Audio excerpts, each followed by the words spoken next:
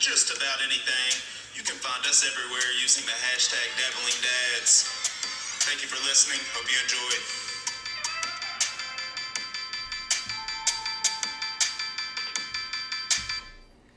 Yeah, man. So welcome back. You know, we're here in your garage. Once again, having fun. This is Dabble number 4.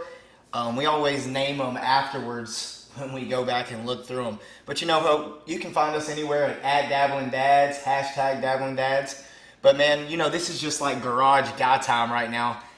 I haven't got to talk to you in a while, but this is Dabbling number 4. correct? And you know, we're going to do some things now. We got a Nintendo Power. We're going to relate things together. I did come up with a movie trivia for you because you did the Mandela effect last time to me. So here in a little bit, I got a little bit of movie trivia that's a kind of a surprise. You just knew that it was about movies. All right. But this is number 4, and the first thing that you said to me was what about number 4, man? I gotta have Brett Favre somewhere. Which I got a Brett Favre fathead. Obviously, it's over here on my wall. It was right here, but I wanted to put the movie posters up. I think that fathead's probably on its last move, so I don't want to move him again and ruin him. I'm a massive Brett Favre fan. Once spent $600 on tickets to go to Lambeau Field, sit in the end zone, the tunnel they came out of and came back into. Me and my dad. 14-hour drive to go up there. Craziness. Great time. Was it cold? Extremely cold. It didn't. I'm not gonna say it snowed because in Green Bay, you know, for Tennessee it snowed. You know, as a Tennessean, it snowed. So it was like, all right, I'm in Lambeau. It's snowing. Brett Favre is playing. He was playing for the Vikings at the time, which is also a crazy part of the story. Is it was his first time playing in Lambeau, not wearing Green Bay Packers jersey, and I was there, so it was pretty crazy. You and your dad went. Me and my dad. So growing up, I was a Packers fan. I can't tell you why. Like, green was my favorite color. The first couple years I played basketball and soccer, I got the number 4 multiple times. So it was like, he had an interesting name. I don't know what drew me to the Packers, but yeah, I was a Packers fan. We didn't have a football team here. I liked the Packers. My brother liked the Cowboys, and my dad was a Bears fan. So we were all NFC teams, and then the Titans came and we dropped them all like a bad habit. So it's like myths. Like, is it like a bleacher there, or are yeah, there seats? No. Like you're sitting up at whatever that stadium's called up there at the park in White House. Metal bleachers, shoulder to shoulder. Really? Yeah. And you were wearing a Green Bay Favre. False. My dad was wearing a Green Bay Favre jersey. What were you wearing? I was wearing a Minnesota Vikings Favre jersey. I remember that throw. I can't remember who it was to, but it was in the back of the end zone. Skull Vikings. He caught it in the back of the end zone. Oh, that was his first game. That was his first game as a Viking and like a no-name receiver. I can't remember who it was, but beautiful to win the game. Yeah, that happened. You're not imagining that. Anyways, I'm sorry, but I know this is not Brett Favre, but my dad and I'm going to tell a story about it here in a little bit, but he used to get me and my sisters a special gift. So I have like half sisters and they're older than me. He always gets them a music box. So when you go to their house, they have like, there might be like 44 years old. I don't know how old they are. Sorry. I try not to remember girls' ages sometimes. Yeah. Just like that. So it's like, they have a music box, China, everywhere. They have 40 music boxes that my dad has given them over time. So my dad gave me signed, autographed things. Yeah. I mean, and I have a Randy Moss miniature helmet. Minnesota Vikings? Yes. Incredible, yeah. Yes, and I remember since, you know, we're in just the realm of like video games here and, you know, geek dads or whatever you want to call it. But I remember we were playing NFL Blitz for my birthday one year on the Stillhouse address. Jared Hill, some of those people before the school split and things like that, we were there. We were playing NFL Blitz, and I remember we got this Randy Moss Vikings helmet out, and we were rubbing on it like it was the luckiest thing you've ever heard of. Before playing the game? Yes, while playing. Golly. The bomb. Yeah. Y'all know the play. Yeah, oh yeah. Of course. One of the best games ever made. I love the cheat codes. That's one thing that I hate about video games nowadays. I wish I had PlayStation because maybe it was PlayStation. Maybe it's just the fact that Xbox doesn't have cheat codes. Stop. I'm sorry. I forgot to do something during the intro. Okay. That must be done. It Okay. has to be done. I'm sorry, man. I can't let it go on for any longer.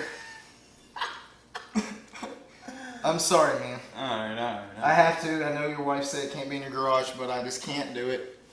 Just in case I have to go pee.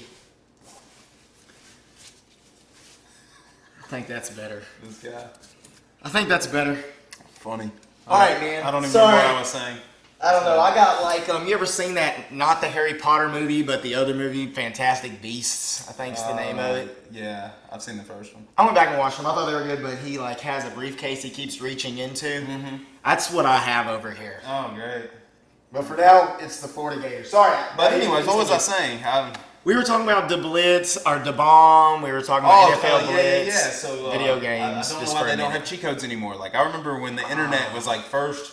You had internet in your home type deal. We would dude, that was one of the things. Like go to cheatcodes.com or whatever the Game Shark, I think. That's well, no, if you had a Game Shark, I'm sure you did, or the Game Genie, you may remember, which was the it was the cartridge you put in, and then you put your cartridge inside that cartridge, and it like pulled up the cheat codes for you when the game opened. Game Genie. Yes, I'm sure you had one. I had something similar. Anyways, like I just used to love the cheat codes. GTA used to have them where you could do a bunch of things, but NFL Blitz, you can make them play with the big heads or Big heads. I was about to have like big brains. Different. You can make them play with different things if you knew the correct combination of buttons to push to play. That was one of the cool things. It was like when you were figuring out- selecting like your team or You had to play put in the whatever it was, code. put in the code, and Yeah. you could get different things. I'd do it. The game would open. I didn't do it right, so my guys quit, restart, repick teams, do it again. Yeah, that was old school gaming. That was fun. So like, that's why I have this tonight. Oh yes, Nintendo Power. Brett Favre, Yeah. Nintendo Power. So that's one we're gonna come back to later. So anyways, man. So you went to the football game. So obviously football, we talked about last time, big part of your life. So I saw college football. That's why I had to bring out the Gator thing, but it's starting back up. But just more importantly, football and sports and COVID. And what are you willing to do to sit at the Titans football game?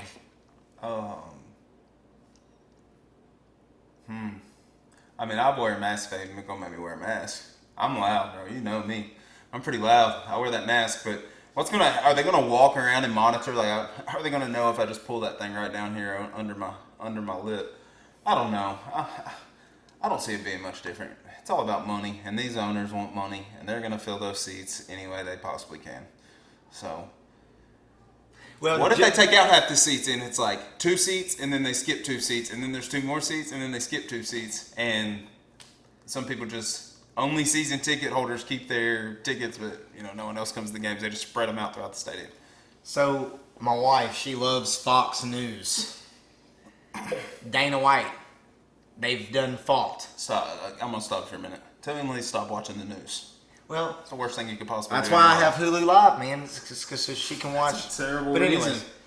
I like The watching news the news. is I like watching awful. both sides of the Stop. news. I listen to Stop. lots of things. Please Y'all stop. know, y'all should know, or if you've listened to other ones, I've listened to a lot of things. I'd like to listen. If I'm gonna ask y'all anything as y'all's friend, please stop watching the news for all things freaking holy. Anyways, Dana White, he's on Fox News ripping New York Times a new one. But he has had an event. And I don't know if you knew this or not, He's but had like 3 events. Bang, bang, bang. yeah. So Ran them they're out. betting on him.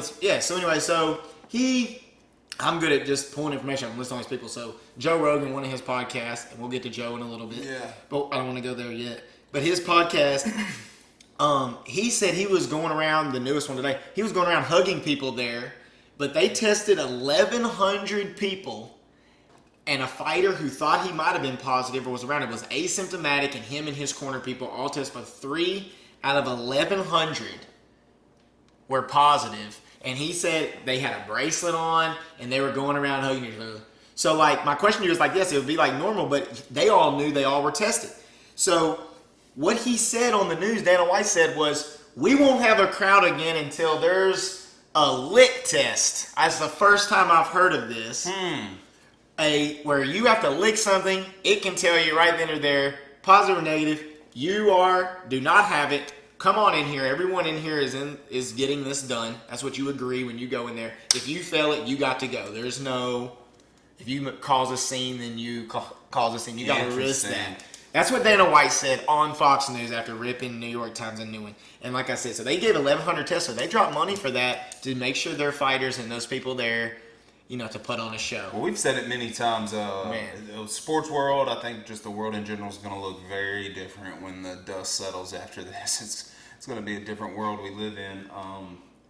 We spend a lot of times at sporting events, you know, like since Cannon's been a baby, you know, talking about taking him to Neyland Stadium and whatnot. I was like, man, like I hope I can do that. So, I mean, I'm sure I will. I really think I'll be able to. I'm really not that concerned about it. I don't see how they're going to be able to have it and monitor social distancing inside of a stadium. They got a monitor before you come in, like the lick test. I've never heard of that. I like that. How long it's going to take to get in these damn stadiums, bro? You would wait. I would. A lot of people would. No, wrong, Tyler. That's not true. That's not true. Go to a Titans game any Sunday. That is not true. They can't fill the stadium with people with COVID not being non-existent. They can't fill it then. People are, I'd rather watch it at home where it's safe on my freaking 70-inch HD television. What if you had a card that they could scan with your ticket that said if you've been tested within a certain amount of time period and they have testing at that level where you could like test yourself or you could wait in the testing line, or if you have a card within 24 hours, you get to go to this line. It's almost like breaking it apart. You see what I'm saying? Yeah. So like I have this card, I've been testing the last 24 hours because I paid the extra VIP, basically is what it would be, to go to this line because I've been tested. But once you're in there, everyone you know, it's been tested. That's how it is. And the company, the team, whoever has to pay for the employees. They got to be tested like every time. Like you better be assured. That's crazy. That's crazy. But when he said that, that's what I thought in my head, man. It's wow. I wonder, like my perspective. I've missed probably like 5 Titans games in maybe the past 5 years, literally, and maybe longer than that. Probably like 5 in the past 8 to 10 years. But some of the most fun I've had watching Titans games is over there in Dean, my father-in-law's garage with my parents, y'all, my friends over there, like throwing cornhole out there and being able to throw cornhole right up to game time and then going in there and having Dean's incredible food and just being able to watch it in there with everyone. Like when we beat the Ravens, when we lost our freaking, we beat the Ravens, we beat the Patriots. Dude, those games all happened in Dean's garage, and we were just as ecstatic as ever. When Josh Dobbs did the Hail Mary to Jawan Jennings against Georgia, we were in Dean's garage. I ran down the road after that play. So fun. Like, I have just as much fun over there as I do at the games. I'll be honest with you. Watching live sports is incredible, but if I'm just like going off pure funness, I have just as much fun in either place. So Dean's got a perfect setup over there. Let's be honest. I know, man. It's crazy. I know, but then like, so that's what I mean, like by big events and things like that, because I just continue to hear, you know, you really get it from being around someone from 10 to 15 minutes and things like that. But as far as like everyday life, like my wife for Mother's Day, I always plant the flowers. Yeah. So my wife, she's been essential the whole time. So she's been having to go to work. I think yours too, been going to work, working. So, but she just goes up to her office. She comes back home. I would do the grocery shopping. You know, we would talk from like the phone from her grocery list. I was basically the click list, but live. Telling me what to get, getting it, bringing it home. So she didn't get to go out. She didn't get to understand that when someone sneezes in an aisle, it's like it's like your attention is up. I don't know what your attention is up. Just in general, so you know. Weird. Yeah, and you know the guy who used to serve you the little sausage on the stick, the samples, he's now down in the freezer aisle with his oxygen tank rolling behind him, wiping down the things at every aisle. You know, and it's crazy, but you know I'm out there doing flowers, and we go out and they have masks on, and she's like, "Oh my gosh, they all have masks on." I'm like, "Yeah." They do have masks on, and I get like we've been in our neighborhood and we get to go outside and exercise, you know, and I just think it's smart to have the mask on. But, you know, then how many times you got to do the husband thing and like, you know, she's out there filming me while I'm breaking my back doing these flowers, and then all of a sudden I got a song, but I'm going to appreciate it. later. Yeah, I you think, will. man, I enjoy it. Well, what about? I mean, things are changing daily. Obviously, what has changed over a week with youth sports? I know you said this upcoming weekend was supposed to be opening weekend. Are they going to? What are they going to do? Are we going to have a drive-by opening day? That seems to be the trend. We're going to have everyone comes in their jersey. I guess you haven't even been able to get jerseys out or anything of that sort. No, I mean, I guess you could if you did like curbside pickup, this, that, and the other. I really want to say, I know this is probably bad, I guess, since I did go ahead and get the hoodies and all that, but I still got to get the jerseys. But I really want to wait till the first practice because that's a great incentive for everyone to come up there because we need to practice. Because if we're going to play, we're going to play. I mean, that's just how I am. And, like, we haven't gone into much of just being coaching and mindset. And we might go there tonight with, like, you know, the last dance and things like that. But I like to win. Like, we just won the 3rd and 4th grade championship. Trust me, I'd much rather win the high school championship. But I'm still trying to win that. Win regardless. Yeah, my stepson was one of the worst players on the team. But, you know, he was excited. We all were excited, and I coached him as if we were trying to win. The first time he had ever played. Let's not forget. Yeah, so we're in baseball, and I finally agreed to coach, so I'm trying to get all this together. But, you know, it's going to be fine. I think it's good. But just something that I think that I've been hearing across the board, and not to leave here, stay here forever, but is like, it's just become, do we stay inside? Do we not stay inside? Do we stay inside? Do we not stay inside? Like, what can we do to get better? I've actually been taking a multivitamin every single day. And like you've heard on Joe, I'm sure, like these vitamin drips and things like that. I don't know if you've ever had an IV. Have you ever had an IV, though? Yeah. Like when you've been dehydrated or something? It like... Done it. Oh. Always makes me go to sleep. I guess it could. But it's like, what can you do to get healthier? Like, I know we've been walking around the neighborhood. We've been... eating better. My wife's been drinking these shakes. Well, I've got some kettlebells. Me and Erica, we've got a 25 pound and a 15 pound. I've got a couple workouts downloaded. I just need to put them into practice, obviously. I'm weird when I start stuff. You remember when Erica got pregnant the first time? I became a freaking... got on a regimen and just stayed on it for really little over a year. Should have stayed on it. Once Cannon was born, the time sort of stopped. You know, it was like, oh, well, I can't just sneak off and go to the gym next door anymore. But you were working out with me, so you remember those times. We were really focused on what we were doing. I need to get that mindset again, and I'm weird though. Like I need to start on the first day of the month because then I'm like, all right, boom, I've hit it, bang, bang, bang. So it's coming. I know. Well, sorry, MJ. So that's gonna happen. I just gotta do it. I agree. You have to do it.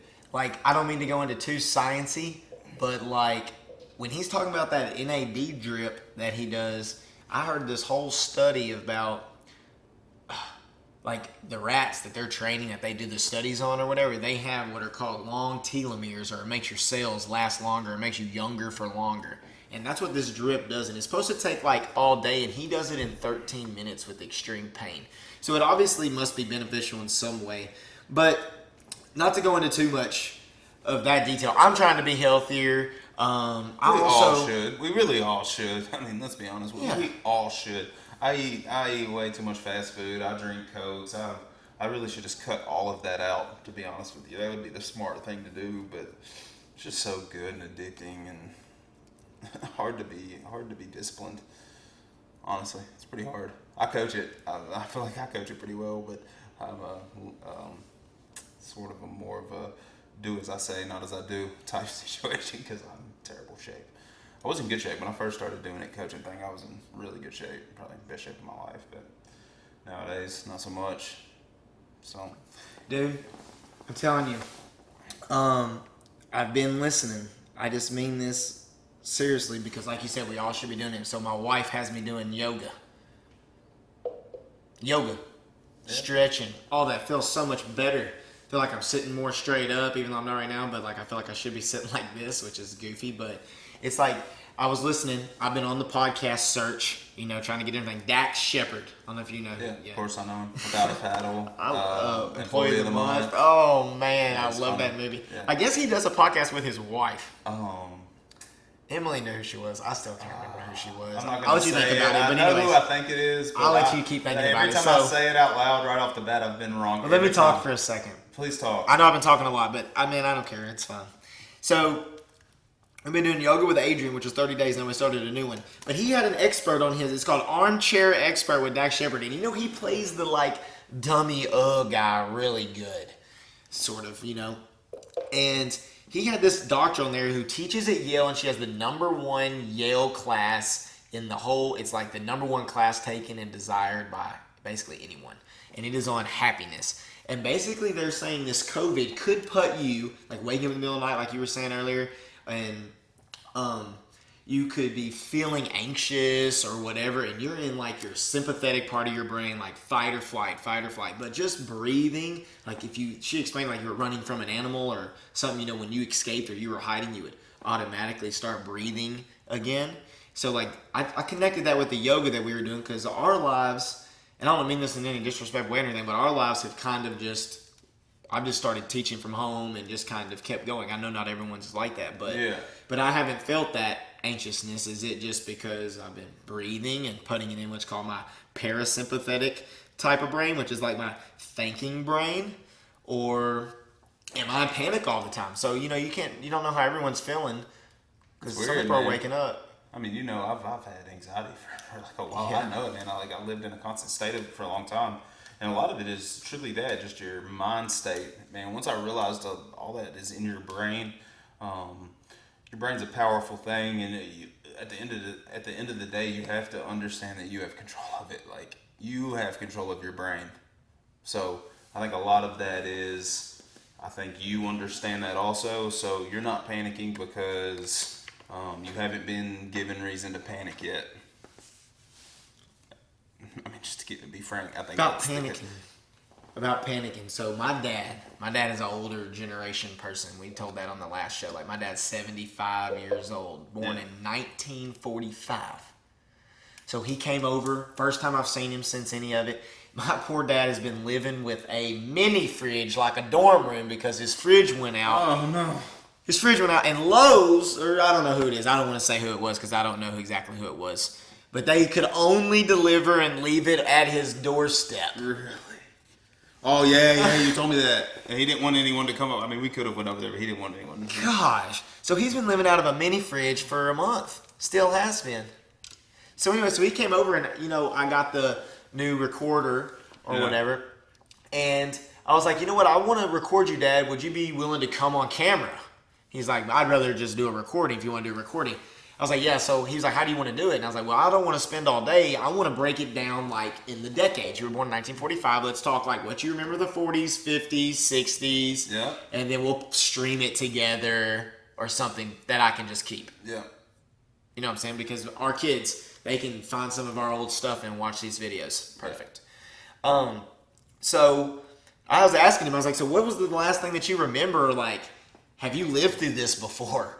Because if you were born you were born in 87, I was born in 89, but we remember 9/11, but people born in the 90s and 2000s, they really haven't gone through shit. Yeah, I mean, truly. They didn't. I mean, a lot of war, of just being in war constantly, but it isn't like they weren't a child that came home on the school bus and watched, a plane crash into a tower over and over and over on television by yourself at home. What did we do? A lot when of we us came did. home. We got stuck with a tornado one time. What else happened? 9/11 happened. I remember I was in. We were talking about these moments the last time. I was in Mr. Slater's room. He wrote a novel. I remember I read it in this 3-ring binder. He used to sit in his chair, crowed. We all have that teacher we remember that we were in the room when 9/11 happened. I feel like whose room were you in? I feel like people. I was in Miss Kidd, which was Mr. Kidd's, I believe, oldest daughter was a teacher for 1 year there. Had her for 2 classes. She hated me terribly. She probably should have. That I was there right as it happened, and then went straight to Seth Massey's class, Coach Massey. Okay. And yeah, but what I truly remember of it vividly is coming home on the school bus, and he would drop us off up there at Beachbrook where Jeremy and them lived, and I would walk through my uncle's front yard, and then my, I guess my 9/11 uncle's house probably wasn't there, so I guess it was probably still a field. Trying to think of when they built the house there. But anyways, I'd walk down. I remember just like looking in the sky, like just wondering, like, man, are they like about to bomb us? Are they about to invade us? You know, I grew up obviously watching movies, so I had seen like Red Dawn. That's what I'm thinking. Like, oh my goodness, I'm home alone. I going in, turning on the TV, and that's all that was on television. Just, you know, that's crazy. I think everyone's. I think kids that are old enough to remember stuff have all lived through some crazy stuff. This will be like Adeline's generations, probably. Like 9/11 type situation, coronavirus, this whole shutdown, like this will be something they remember their whole life type deal. I hope, I mean, they don't live through stuff like that. Like at what point does it stop? I guess it probably never is going to, but I hope they don't have to live through a lot of stuff like that. We've been blessed. We're sitting here. So I'm not trying to get any sympathy. Yeah, it sucked, but I didn't have parents in the World Trade Center. I didn't have family in the World Trade Centers. I didn't have anybody involved with pretty much all this stuff. I still have all my grandparents alive, man. I've been real lucky. So we could panic. You know, that's the thing to do, it seems, but I'm just not going to.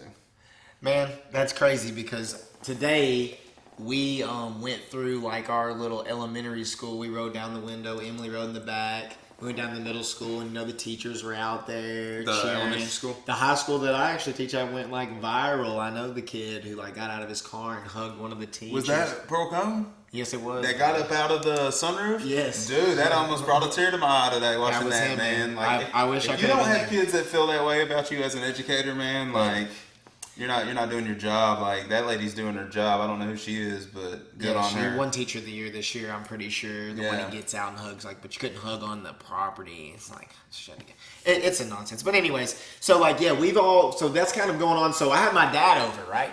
So I'm like, what do you remember? And he started calling out names and things, and I was like just putting feeler questions out there, what I might ask him. And the first question I asked him was like, so have you ever lived through this? Has this ever happened? Like, what is happening? And he said in 1953, or it might have been 1955, because I might be getting the stories confused, but I want to make sure I tell the next one second. But he's like, oh yeah, in our neighborhood. But you got to remember at this time, my dad was a salesman, and he sold canned vegetables, and he would only come home on Friday. But when he came home on Friday, my mom would get all dressed up. And it was like the classic woman stays at home type situation. Yeah. But polio had a breakout. They all had to stay quarantined in their house. Could not go. Was not allowed to leave. Only the dad was allowed to leave, and he had like a pass permit to get out of the neighborhood. Was the only person allowed to leave. This is your granddad? My dad. In the 50s? 53. My dad would have been 8 years old, and he had. How was he a salesman? His dad. Okay, yeah. Sorry. That's what I'm trying to verify. You said your dad was a salesman. No, his dad was a salesman. He was granddad. 8 years old. My granddad. I never met him. He died. Yeah. He was a salesman, so this was when my dad was 8 years old. I was trying to do that. I was like, dude, I don't think your mom was alive then to be dressing up as your my dad. No, my dad's mom. Gotcha. I just wanted to make sure we're on the same page. Gotcha. Correct. My fault, everyone. You're good. It's a great story. My dad is Your granddad was a salesman. Gotcha. My granddad was a salesman. Your dad was 8. Of like some kind of, I don't want to misquote it. It was some special lippies maybe, peas or something. I don't know. So anyways, it's funny. It is. So anyways, because basically I got to get this out of my mind so I can keep going. So my grandma, apparently I didn't know either one of them, obviously.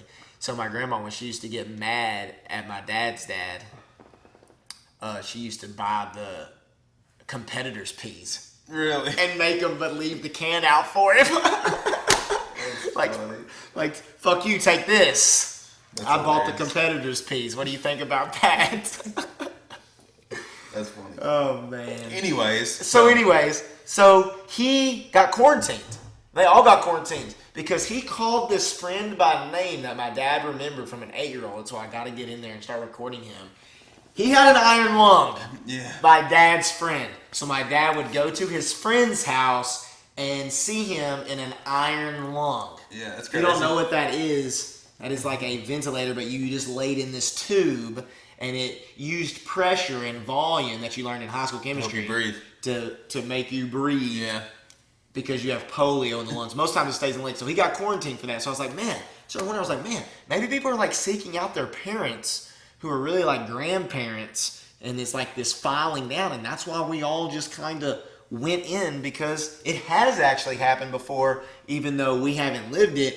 There's precedence of, hey, this is what we got to do right now just in case. Because polio was like 30%, fuck your world up Which type one of our shit. presidents had polio? Oh, Roosevelt. And, he had it, and then he tried to pretend like he didn't have it. My dad's telling the whole 100% story. had it. That's awesome. We got to talk your dad into just being on here with us. He's got to do it one time. He's got to. Man. So I asked him, so the next question I asked him was, and we call him Papa Joe, and a lot of people don't know that story because my nephews call him Granddaddy. Yeah. But he called his grandfather Papa. And Mason, my oldest son, they have a special relationship, and he was like letting him call him Papa. So we call him Papa Joe. We call your dad sometimes Papa John. Yeah, my boys call him Papa. So it's like, so that's cool. But yeah, Roosevelt had polio. But yeah, my dad had a buddy in his neighborhood that he would go see with an iron lung. That's crazy, man. And I just haven't remember lived through Mr. Slater's anything. class. It's We haven't nuts. lived through anything. It's crazy. That's man. crazy. I think that's enough COVID and Exactly. sickness. So the second talk. question. All right. Second question. So I asked him, because there is new entertainment coming out. I think that's what you're going to base on. That's what we're going to go to next. But the second question I asked him was, when was the first time you saw a TV? Oh, wow. Well, he said the first time I saw a TV in a residence, because he remembered going down the street and seeing them like in displays. Like at Woolworths. Like or whatever the 1953 or stores were called back then. 1955. Yeah. And he said they used to always go to the drive-ins, which is in our other dabbles, so you can go back to that, like this COVID stuff. They used to go to the drive-in, and when his dad finally bought them a TV and they watched it the first night, he said, well, no more fucking drive-ins. That's what your dad said. That's what my dad's dad apparently told my dad, my granddad. funny. Yeah. It's hard to talk about him because I never met him, so I don't know what to call him or. Well, yeah, back then, like, TV was the thing, so, that's what they did. They made their dinners. Whoever created it was in bed with the TV dinner person, too, because they'd make their dinners, they'd sit there and watch television. I assume, that's what I assume that's what the movies looked like and did. I'm going to move this so you stop hitting your hand on it. That's fine. Sorry, I'm guys. sorry. Set movement. Yeah, but anyways, obviously you saw this week. We've been listening to Joe, but he's going to Spotify. $100 million. Never logged into Spotify. I do have a Spotify. What I'm mostly concerned about is I don't have the premium Spotify. So what I'm afraid of, how many podcasts have you listened to on Apple Podcasts? A lot. How many of them it'll be like right about to get to a good part of the podcast and it boom, got an ad. A lot. That's why I stopped listening to them on there and started watching podcasts on YouTube. Joe Rogan doesn't do ads. He only does the ads at the beginning and then at the end. Yeah, well, so there's many that do it like that. If you don't have, there's a few that do it like that. I got a feeling though, if you don't have Spotify Premium, you're going to be listening to ads through all of Joe Rogan. And I don't know that I can do that. It's already 3 hours long a lot of the time. You think it's just going to stop and then give you an ad like a Hulu or something like that? I think it's going to be like he'll be talking like we're talking right now. And he's like, while we're on the subject, let me tell you about blah, blah, blah. This, that, and the other. I don't think Joe will do that. I hope not. He said it's going to be the same show. I hope it is. He said it was. I hope it is. It If better that's be. the case, great. I I listen hope to it is. If it's not like that, I listened to it. I think he loses a pretty decent chunk of his audience because people aren't going to go pay. I think I will. I think I'll get rid of Apple Music and probably just pay for Spotify because Spotify's pretty cool. Like you pick your music you want to listen to, and then it creates playlists on music that it knows you will like.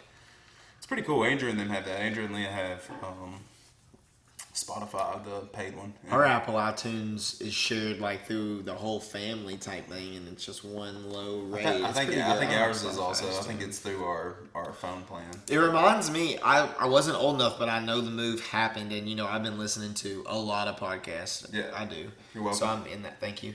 I'm in that realm.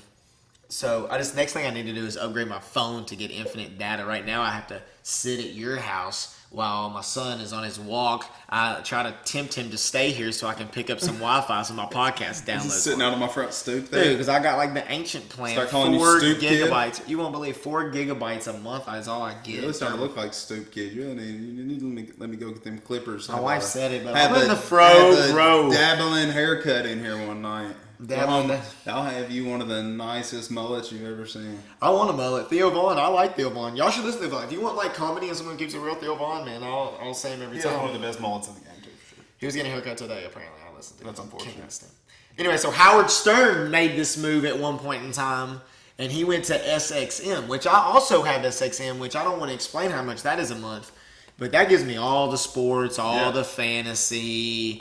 I can listen to whatever I want. Joe. With that, anytime I want. I don't know if Joe's on there or not. 100%. He might be, but I just listen to him on Apple iTunes.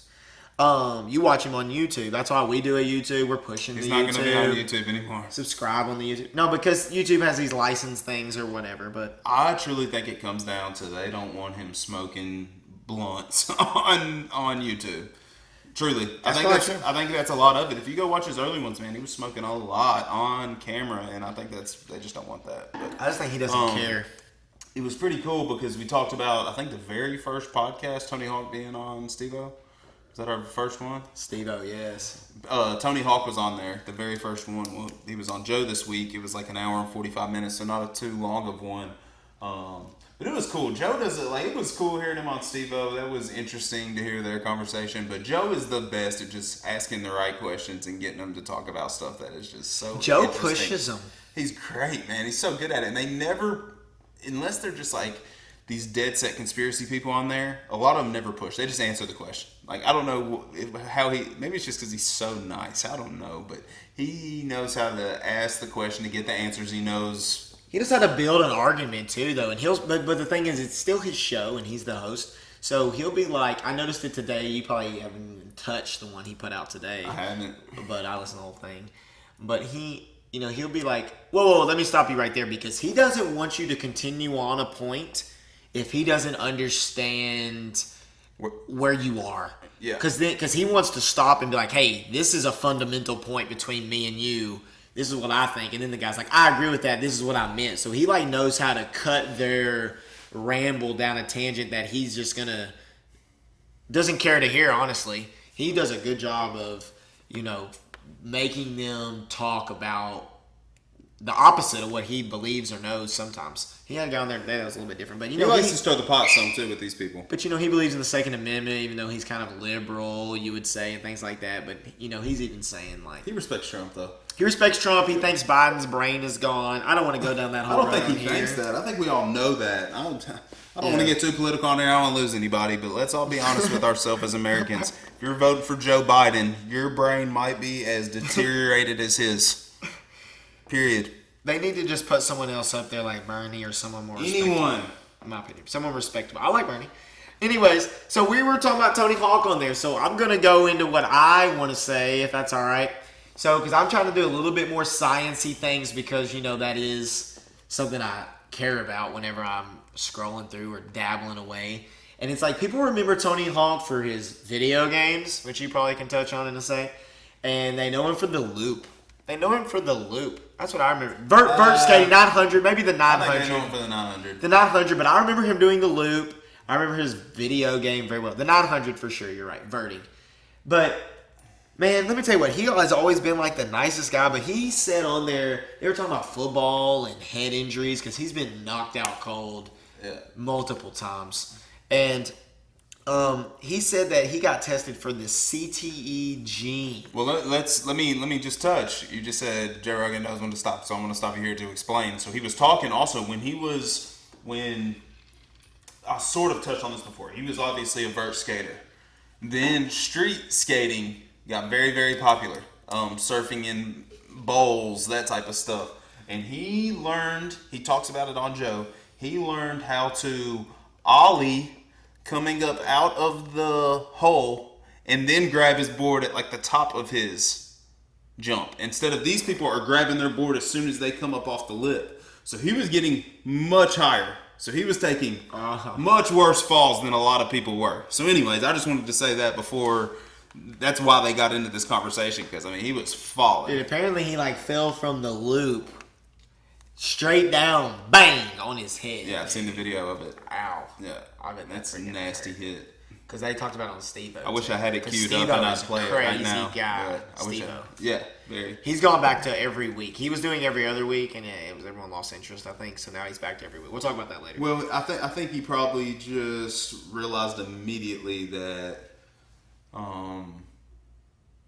if you want to stay current in that realm, like their realm is completely different than any realm we'll probably ever be in. But we're staying decently current. Well, we're still gonna stay current, but I'm just saying their audience is way bigger than ours will ever be. Oh yeah, obviously. But in that realm, like I've seen it time and time again, if you do not stay current when you are hot, people will forget about you in a hurry, dude. Like people are so ready to jump on the next freaking train to whatever. Yeah, no, find us at Twitter at Dabbling Dads. Yeah. But if you do hashtag Dabbling Dads, you can find it anywhere because it's nowhere. It's nowhere. That's what I like about it. It's nowhere. It literally is. We are the THE capital Dabbling Dads. Like there is no other. It doesn't exist. It's us. That is us. That's what's the coolest part about it. So anyways, Tony I would Hawk. show you the loop fall, but it's 3 minutes long. I'm not gonna play it. No. So go ahead. So Tony Hawk, man. What else about him? Like his video game. What else were they saying to him? Like he lost respect or something. Well, it wasn't that he lost respect. They thought he was a vert skater and was having to learn how to ride street. He was so lanky and lean and small. He had to be very technical with everything he was doing. So they thought he was cheating. Like the way he was doing things was different than everyone else. So they literally thought he was cheating at something that was still really being created. And he said it was the people like the Dogtown skaters. There's like Lords of Dogtown, and then there's a documentary about them also. But they're the people that like invented the pool skating, and they turned a toy, which is what the skateboard was created as, was a toy, into like the little finger ones, or no, the skateboard. A skateboard was like the skateboard right there. Oh, like a real that skateboard. was created to just be a toy. You were just supposed to ride it down the street flat. Incredible. And these people wanted to ride it like a surfboard. They were getting around off the beaches and whatnot, and like, all right, we'll just, they surfing on land pretty much is what they did, and it's evolved obviously. Crazy. Tony Hawk was a big part of that in the vert scene. Yeah, I remember like Burnquist, but I remember them because of the Bob video. Burnquist. Bob Burnquist. Yeah. I remember them because of the video game, though. Yeah, of course, for sure. Bam Margera was on that first one. Yeah, but they made the remake. I'm gonna have to like call Microsoft and tell them, hey, my son got on my Xbox and accidentally downloaded this game. You pre-ordered this game? You don't need this game. Yeah, she is. Oh yeah, you accidentally ordered it. Dude, thought I was downloading a demo. The freaking warehouse demo, you know what I'm talking about, the demo they first sent out like a moron. Ooh, like the first ever. But now I own it, so I'm not too mad about it. I mean, I'd Erica like wants me to call him. I'll probably just never call him. I'd like to play it. Who wants us to get a Twitch feed? Let's go. Hopefully Erica Add does. more. Hopefully Erica doesn't make it this far into it. But So like, there's these crazy videos out there now, and I like to look for the good videos. And Tony Hawk was in one of them. So this kid came outside, and it's this black FedEx man. So I'm not going down the road of the FedEx man who got in the argument, but this black FedEx man, I think it should be said to say that because good things happen. I don't know as what well. that is. I don't watch the news. I That's know you why. don't. But anyway, so a FedEx man. So this kid. Story. So this kid says, this is a positive story. So this kid gives the but FedEx I'm sure man. the argument one is a terrible story. Anyways. So the FedEx kid, yes. So the kid comes out and gives the FedEx guy a deck. Only a deck. You know what that is? Like, Yeah. Just the deck of the board. Yeah, no wheels. Yeah, trucks. no wheels, no trucks, no nothing. The deck of the board. He's done carved Tony Hawk on it and his name or something like that. And he's like, you know where Tony Hawk lives? Like, he just assumes the FedEx man knows where Tony Hawk lives. Yeah. Will you give this to him? And this guy shot a TikTok of it. And Tony Hawk duets it and says, I'm about to direct message my video and send me your board, and I'm going to send you this one that I'm writing right now. Incredible. He probably sent him a bunch of shit if I had to guess. No, I just like shit like that. It's awesome. I feel like I wish I was a celebrity sometimes so I could do so things you like could that. give back. The ones that do give back are incredible. Brad, hopefully you're listening to this. Our friend Brad up the road, he's a huge wrestling fan. And we're going to get my brother on here. I was hoping he would come on tonight. But I'm sure when That's 2 times we've hoped for people. So, you know what? I'm about to just take the next person that texts us at this point. No. I'll take this opportunity to say this. Our friend Derek, who was on the second one with us, is going to be a regular with us as much as he possibly can. He travels. His parents and his in-laws both live out of state, and he travels with work. But when he can be here, he's going to be here with us. We are going to try to have like my brother, my dad, Tyler's dad, a few of our buddies on at some point. Just whatever, man. But yeah, I know it's 2 times in a row. But it's all right. We didn't give them much notice. It was just like, hey, you want to record with us? They didn't. It's fine. But when they do come, Tyler and probably my brother, maybe we'll have them at the same time and talk wrestling. But we grew up huge wrestling fans. So at some point, I'm sure we'll dabble off into that for a long talk. Cause there's a lot of Venn diagrams on where we could dabble to with who. Yeah. Well, I mean, I think everybody could, though. You know what I'm saying? True. Like, anybody who's watching this, yeah, they have these same friends. They just look different and have different names. But John Cena, what I was saying was John Cena, who Brad hates, has done more Make-A-Wish than anyone ever for kids. Yeah, he's pretty cool, dude. But, yeah. So, gratitude or happiness. So, like, I love it when those good stories happen. And I hate to go back to it, but, like, this is why I like listening to podcasts more so. Some people listen to music. I like music. You can be in your own thoughts in music. I like to listen to people talk and have a good discussion. They can disagree, they can agree, but they have a good discussion that I can synthesize. I can pull pieces out of and come up with my own opinion of. Yeah. I think that's what I'm pretty decent at. And anyway, so she said gratitude and happiness. I'm going back to the Shephard. Do you remember his wife's name yet, by any chance? I can't remember. It's definitely his wife because she's a comedian too. They were talking about him scheduling her poop schedule today on the podcast, so I was like, that has to be his wife. I'm glad I didn't say it. I was going to say Anna Faris, and that was Chris Pratt's wife, so I'm glad I didn't say that because it was wrong. That's why I didn't answer. Dax Shepard's wife. So anyway, so he was saying that he had her poop schedule down, so I was like, this has to be his wife. Kristen Bell, that's exactly what my wife said. And you know what? I chart my wife's poops as well. They don't happen. They don't exist. Once a month? Never happen. Sure she's like Kim Jong-un. I'm sure she's doesn't thrilled. shit. I'm sure she's thrilled doesn't about happen. you talking about that. I don't care. It's whatever. And when she does poop, it's probably like square People like know what like I'm a talking wombat. about, man. Probably square like a wombat. Anyways, they know what I'm talking about. So Dax Shepard, he has that ArmChair expert. He had 50 Cent on there. I haven't brought that up, but no. But he had this other expert on there, the happiness expert. And they say gratitude, if you show gratitude to someone else or you serve someone else, which, this could serve someone who's like, man, I need some God time. I'm about to listen to these 2 fools in this garage here shooting it in their garage. Perfect. Yeah. If we can do that for you. So it's like, you can do that.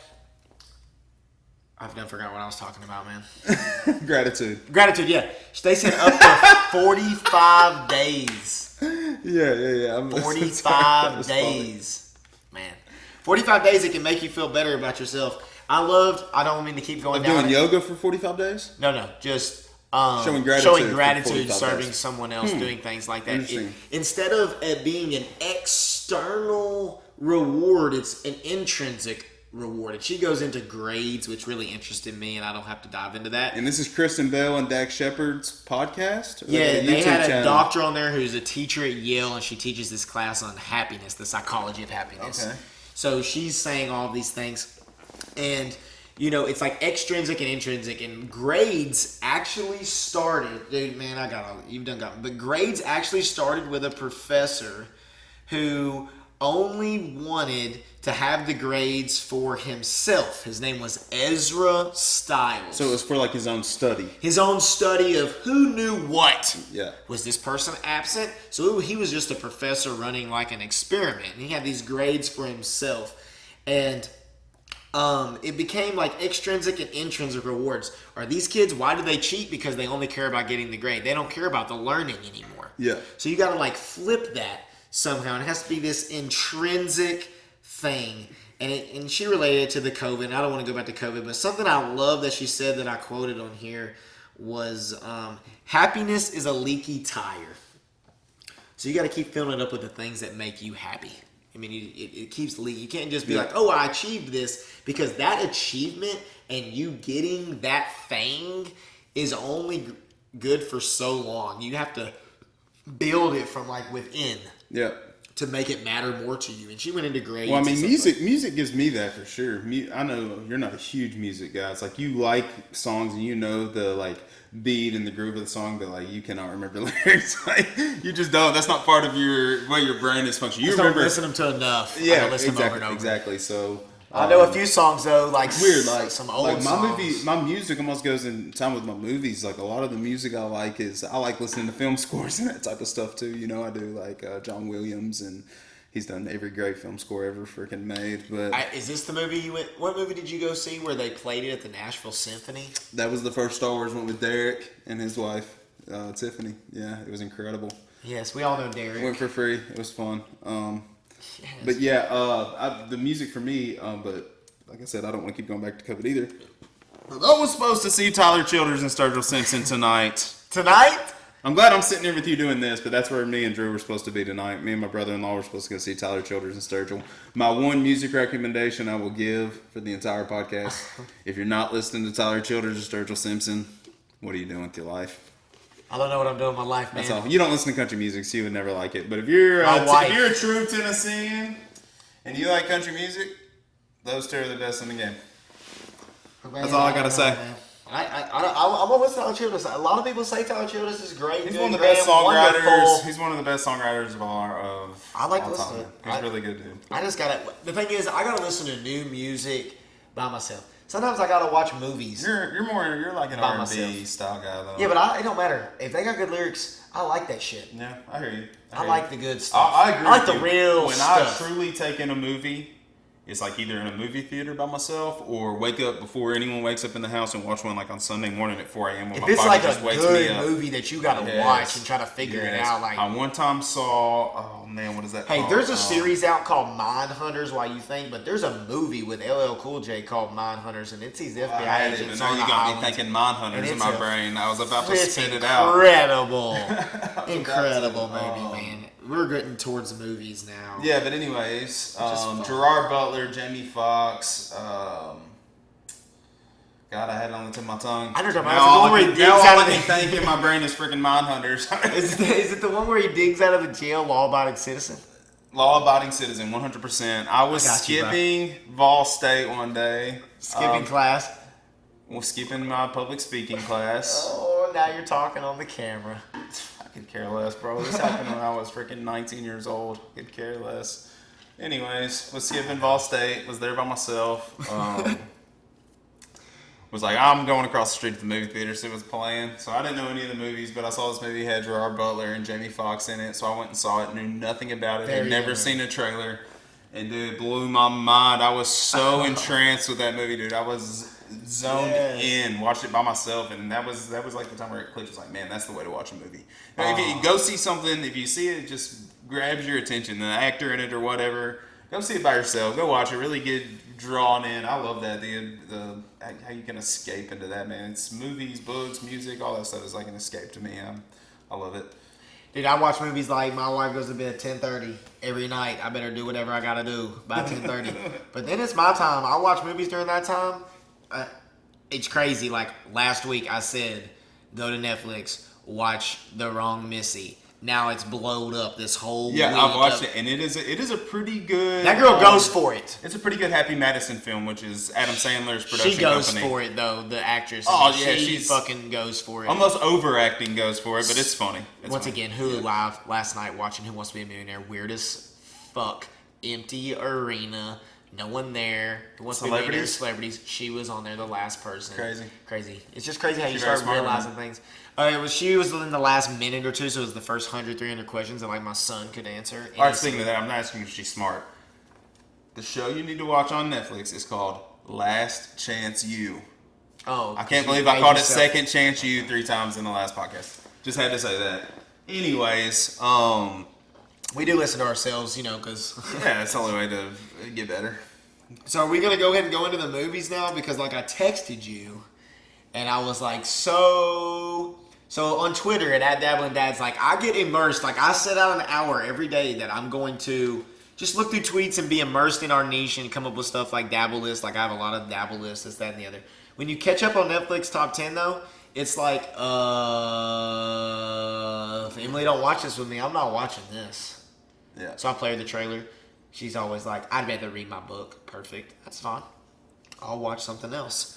So anyway, so Zack Snyder, I didn't even realize this, and I don't want to take away. I'm going to let you talk more into the movie niche. Like when I looked it up, it just seemed that it was Justice League, which I don't think I've seen any of those movies, embarrassingly, and I need to watch at least the Batman one. Is there a Batman one? Or Batman vs Superman Batman one or versus something? Man of Steel. Batman So you versus can Superman. you can talk to me like I have no clue. Please do, because they might not know.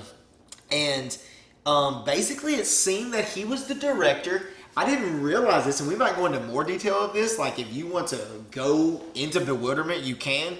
But like, they're like got like 6 hours of things that no one's even seen, and there was a movie that was actually out, and his daughter committed suicide, named Autumn.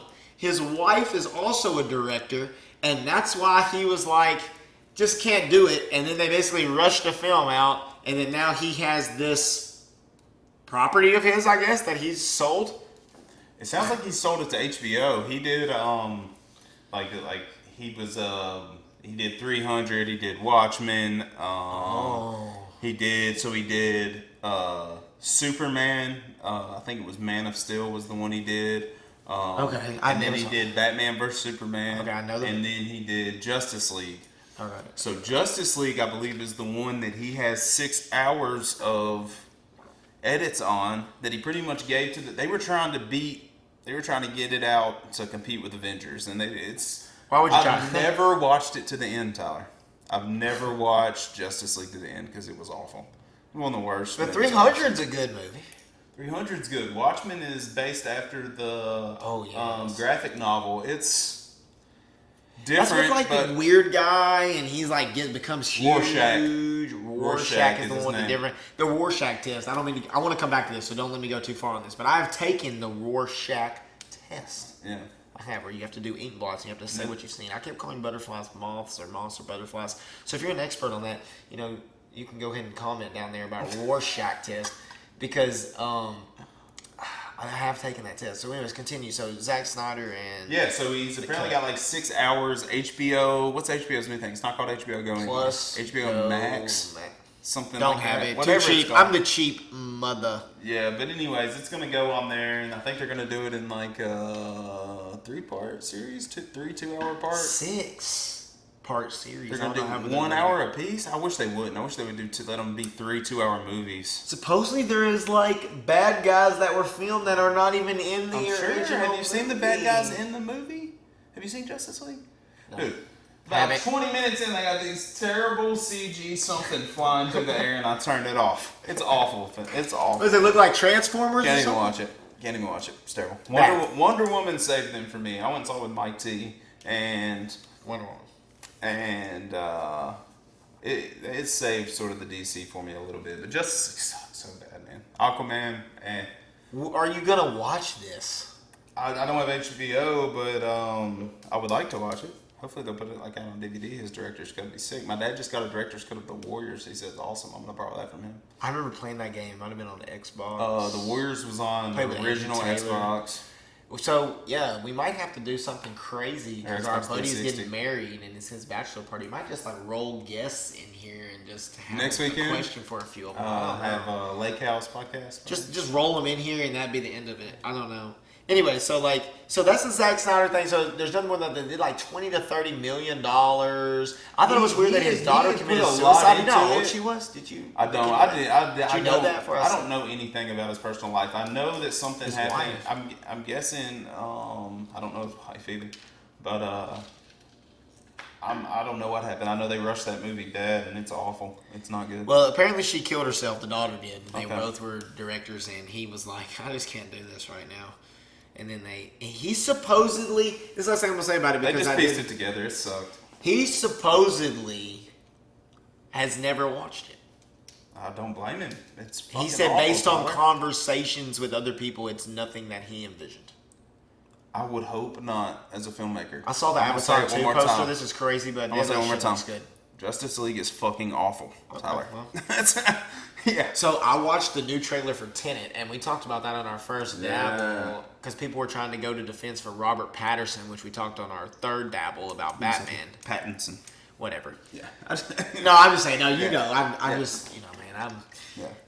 It is. Just so people know. People know that I always remember just close enough. Yeah, that's fine. When we're talking about science and stuff, I'll try to remember exact. So I do have some movie trivia. Are you ready for that, or do you want to go down the Robert Pattinson road, or you have no idea? Should I explain the game? We talked to Robert Pattinson last time, so we can play the game. The Tenet looks good. Yeah, it's gonna Who be very is good. the black actor? I don't know him, man. I looked him up. I don't know him. Don't know him. God, that movie looks good. It looks great. I sent you a thing that scrolled through of all the upcoming movies. You said Matrix 4 was on there. How are they going to do Matrix? I did. I don't know. I don't know how they're gonna do any of those think movies. I'm- I'm so sick of them rebooting and remaking and redoing. They're rebooting Scarface, and Michael B. Jordan is playing the lead role. Who has some movies that they want to watch with their adult brain? Like, I want to watch Matrix with my adult brain. Don't. I want to. I'm just telling you not to. It's on Netflix. You can, and I have, and it doesn't hold up. In my This is kind opinion. of down a different path, but I am reading the Bible again with my adult brain. Yeah, you told me that, and I don't know if you know this, but the Matrix has some very linear. My wife's never storytelling seen that The follows Matrix. the She Bible- hasn't seen stories a in the lot Bible, of man. movies, though. She's embarrassed. We'll read the Bible and then watch the Matrix. Well, that's going to be a long time from now. Well, maybe not. But anyways, do you want to do this? What do you want to do, man? Yeah, let's do movie Are we trivia. ready I'm or ready. not? I don't Yeah, even know. I'm definitely ready. Oh, look, you Yeah, told we're me not about to an look at hour the in. clock. We're about an hour in. Let's do movie trivia. That's like a natural, perfect thing. Yeah, All right. perfect. Shoo. I hope I don't have to pee tonight. I might have to. That's fine. That's the trend. All right, man. I have a lot of notes here, but it's only because I totally forgot I my. hope you haven't done some in-depth movie trivia that I'm never gonna be able to guess. No, not at all. All right. Not at all. Not at all. Not at all, my friends. These are very common movies, and I had some more movies I wanted to do, but I am a coach, and I forgot my whistle tonight, so I'm going to do some coaches' speeches in movies. Okay. Am I naming the actor or just the movie? You can name the movie and the actor. I have both on all. I had some at the end that maybe you can just do the speech in case you remember them. I had this vision that your brother was going to be here, and we were going to do one of these speeches. Dude, I'll remember the movie, but I'm not going to be able to quote these speeches. No. I'm going to do the speeches. Yeah, okay. I've listened to them, so I'm going to try to at least have some timing, but without music, it's impossible. That's fine. Can't I've wait. given a few speeches.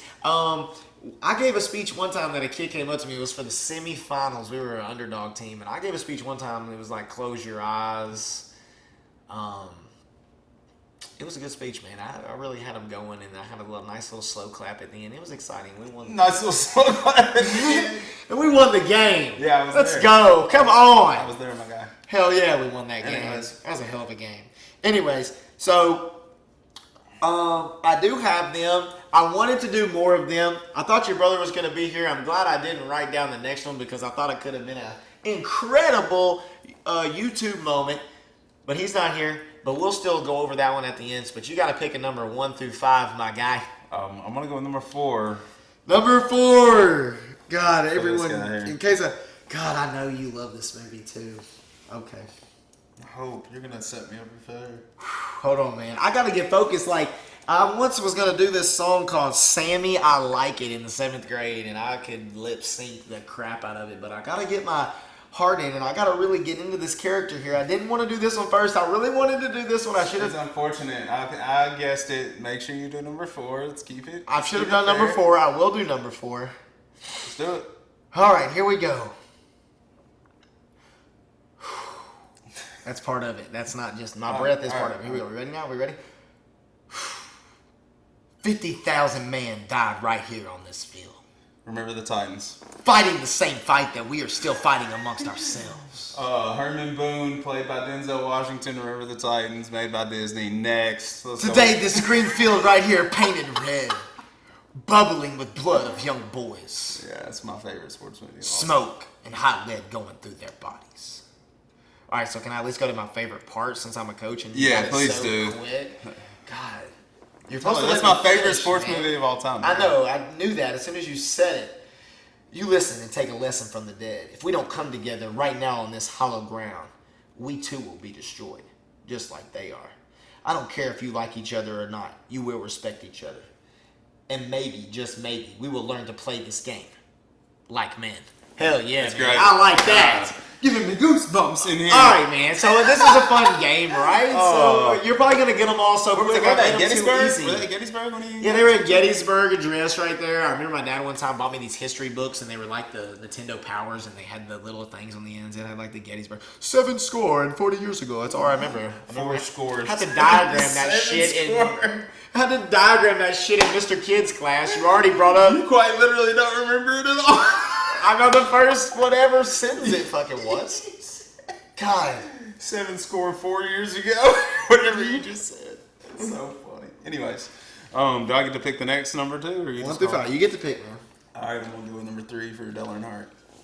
Dale Earnhardt. All right.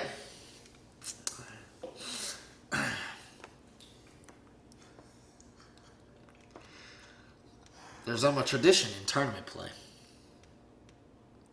Not talk about the next step until you climb the one in front of you. I'm sure going to the state finals is beyond your wildest dreams. So let's just keep it right there. Forget about the crowds, the size of the school, their fancy uniforms, and remember what you got here. Focus on the fundamentals that we've gone over time and time again. And most important, don't get caught up on thinking about winning or losing this game. Man, I've got 2 movies in my head. I don't know which one it is. If you put your effort and concentration into playing to your potential to be the best that you can be. My dad always said that to me. Be the best that you can be. Into playing into your potential to the best that you can be. I don't care what the scoreboard says at the end of the game. In my book, we're going to be winners. Okay? Hoosiers. Hoosiers! Let's go. I don't know how my timing was, dude. I listened to these earlier It was this hard, morning. man, because in my brain, like, immediately I thought Hoosiers, but then I was like, man Man, I he's thought so another cool. movie, but I'm not going to say it because I think you're going to give this speech. I hope you do because it's one of the best coach speeches of all time. But anyways, I hope you give it. Hoosiers, Gene Hackman. I don't know the coach's name, man. I didn't write down the coach's name, but I don't care what the scoreboard says is the name of the speech. It is Hoosiers. I forgot to write down the actor. All right, let's go with number 5. It's number 5. You were number 5. Yeah, that's what I'm thinking. Corbin wore number 5 last soccer My season. niece wears number 5. Your niece wears number 5. She is a beast at soccer. She's a very good soccer player for her age. Number 5. Oh my! This one I don't know about, man. I think you'll like this one though. Man, I should have listened to these right before I came over here. But this is a surprise. You really didn't know that it was going to be sports coaches. I had no idea. So it's a fun game. You having fun? Yes. All right. I'm 2 for 2. I'm having a great time. Of course. I love doing it. This is it. The day you've been waiting for. I know you're nervous, so am I. My first game too. Now it's time to go out there and put it on the scoreboard. Now it's time to see who has the heart. Now is the time to prove to yourselves and to prove to everyone out there that even though you're locked up, you are somebody. You are worthy of something. And you are able to do something special that no one else in the world can do. Which you can walk through those doors, hold your heads up high, and call yourselves Mustangs. Are you ready to go out there and take what's yours? What you worked hard for? Friday Night Lights. Are you ready to accept the Mustang Challenge? It's not Friday Night Lights. I almost did Friday Night Lights, but the Friday Night Lights one is the perfect one. I'm trying to think. If you can smell God, what man. the rock Hold on, Gridiron is cooking, Gridiron Gang. It's been a long time since I've watched it. The Rock, Exhibit. I would have never That's a got tough that, one. man. I thought that was the hardest Well, one. Mustangs, I think the Mustangs. Friday Night Lights, don't they have a horse on the side of Permian their horse, helmet? yeah, but his is so- the perfect one. I didn't do that one. I'm glad I didn't do that one since you guessed that one. Damn. 2 for 1. Let's go. I Number probably 1. didn't give the rock away enough. I think I did it all right though. I had some pauses. I don't know. We'll have to go back. Not a and very listen. good Rock impersonation. I don't know. Let's go with man. number 1. I'm sorry, dude. No, dude. What are you sorry about? It's a game. Who cares? Mustangs. I was hoping you would say Mustangs. Number 1. No, I didn't know it. All right, so number 1, I gotta skip around a little bit because it was long. Okay, you'll probably know though. I gotta get my voice raspy for this one. I don't know what to say really. 3 minutes until the biggest battle of our professional lives. It all comes down to today. And then he talks a little bit. We're in hell, gentlemen. We can fight and climb out of hell 1 inch at a time. Can I guess? Do you want to guess? Do you know it? How about you just say you know it and you're not going to change your answer and not keep going? Hold on. Let me think. Or I can just do it after you guess. Yeah, let me guess. Okay. Any given Sunday. All right, I'm going to continue. You're correct. Al Pacino, let's go. Yeah, Let's go. Pretty good Al Pacino. Huh? Pretty good Al Pacino. Was I doing better that time? As soon as I heard the raspy voice, yes, do it. When you start losing stuff, you find out life, this game of inches. So is football. In both, the margin for error is so small. On this team, we fight for that inch. On this team, we tear ourselves and everyone else around us for that inch. We claw with our fingernails for that inch. Yeah. Because we know when we add up all those inches, that's going to make the fucking difference between winning and losing. Between living and dying. In any fight, it's the guy who's willing to die who's gonna win that inch. That's a team, gentlemen. Heal now as a team or die as individuals. That was number fucking 1 on speeches of coaches. That movie is badass. I almost want to play it out loud right now. Hear the man give it. But let's go. Final one. Number 2. All right, number 2. God.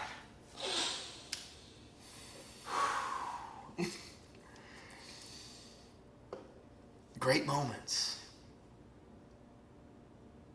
are born from great opportunity. Miracle. He's already fucking done it. Kurt Russell. Yeah, he's already done it. It reminded me of Tron. Is he in Tron? He's in Tron. And that's what you have here tonight, boys. He's also Snake Plissken. I about put up the Escape from New York for my dad, but I'm going to save that one for my dad when he gets here. So I don't have to go through the whole speech. You don't have to. It's a great one, but you don't good. have to. I don't know if you want to finish it. It's a good one. They played at most of the Predators games. It's good. Yes. Well, I knew you loved that movie, and I had Wayne Gretzky for your brother to play. One of my favorites, too. Another one that I wanted to do was Rocky, but I thought it was too easy. Yeah, and he's not okay. It's inspirational when he talks to his son. Yeah. I can't remember which one. Rudy, when he's talking to the guy in the stairwell, it was an inspirational one. But the one I really wanted to do, Should have done the coach's speech from Rudy. No one, and I mean no one, comes in our house and pushes us away. I love Should have done that one. It's too easy. It is. The last one was Mighty Ducks when they're the USA team, and I was going to go through Would it. have gotten it. But I didn't want to give it away, and I wanted to be like, who are you? Connie Moreau. Yeah, that's what I wanted. And then I wanted your brother to be like, Goldberg. Me and Ron would have known most of those. I know. Guarantee it. Connie Moreau, Duluth, Minnesota. Who are you? Give me some more. Come on, man. I know you know a few more. Goldberg. I don't remember where he's from. Oh, man. But I figured you would know at least one of them. If Ron would have started spitting them out, I could have. Ron knows them for sure. Ron was a big watcher of Mighty Ducks for sure. Yes. We had the rollerblades and hockey sticks. You should see my parents' basement door. That was our goal, dude. It is covered in dents from me and Ron playing roller hockey in our basement. Yes. Hans comes in, gives them the new like Anaheim Duck jerseys. They go out. Gridiron Gang, The Rock. We're gonna talk wrestling sometime. Well, in the second one, I think it's Franz, isn't it? Hans? Franz? I don't know. It's Franz, yeah. It's Hans' brother in the second one, I believe. Hoosiers, Remember the Titans, Miracle, Any Given Sunday. They were all on a list. I thought that would be fun because I knew you would know them probably, and Yeah. I'm a coach. That was pretty good. So, man, that was fun. That was good. That was good. And sports, man. Like, sports. What about Tiger Woods? Tiger Woods, Phil Mickelson, Peyton Manning, and Tom Brady are all playing in a golfing event together. Did you write down the date of that? I wish I remembered. It's Sunday. To you. This would be posted Is it before this Sunday, Sunday? so it's Sunday. No, I don't think that's happening this Sunday. The Phil Jackson, Is that- Peyton Manning, No, Phil Mickelson. Phil Mickelson, Tom Brady, all that's happening this Sunday. Oh, that's this Sunday. NBC, I'm pretty Yeah, sure. and then after that, the Golf Channel has a Tiger Woods documentary about when he won the 4 majors that year. Like the Tiger Slam or whatever. Yeah, it's called Tiger Slam. Yeah, so like the Tiger and Phil situation, it's apparently $10 million minimum for coronavirus relief fund. Really? And they're fronting a lot of the money. Tiger and Phil are. I think the other two are as well. It's Peyton Manning and Tom Brady. Yeah. I don't know if you saw the little trash talking that they were doing. Did you? Yeah, I think I sent it to you. The Zoom call there. And Yeah. Phil was like, had the trophy where he beat him in that other made Yeah. for TV. And then, did you see what Tiger did? I don't think so. He went and got the green jacket from the Masters. Like, it's kind did of he? chilly in here. Oh, and put it on. He put it I on didn't him like see a that. blanket. That must have been a more recent one than the one Oh, I it's saw. so funny. Peyton Manning, Tom Brady. Let me tell you a story about Peyton Manning. So, Well, they can both play golf, dude. I watched highlights Oh. of them on YouTube. They can both play golf. Peyton Manning can stroke that thing. So, where Yeah. I went to school in Bristol, Virginia, there's a place in Abington, and there's some nice, these are like coal field mountain folk. And there are some nice golf courses up there. So I'm going to tell like this. So there's 2 courses. There's what's called the Virginian, which is a high-class private club. We got to play some tournaments there and some practices there, but we were actually at Bristol Country Club when I played golf in college. So the Virginian is super nice. But there's another place called the Old Farm. And it is so fucking nice, bro. Like, there are caddies there. My friend was a caddy there. Met Dan Marino, met Peyton Manning. I'm going to come back to that story in a second. So, like, we drove up there to show me the caddy shack. Security rolled up immediately. What are y'all doing here? Oh, I'm a caddy. He's going to be a caddy next year. I'm just showing him around. Okay, stay out of sight. There's a dinner going on. Big money.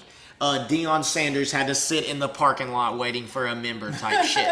Sorry, you're not a member. You can't come into the clubhouse without a member, Deion. So they just sat down there, brought him drinks, whatever, but had to wait for the member to get there type shit. And you can be a 4 caddy there or a regular caddy.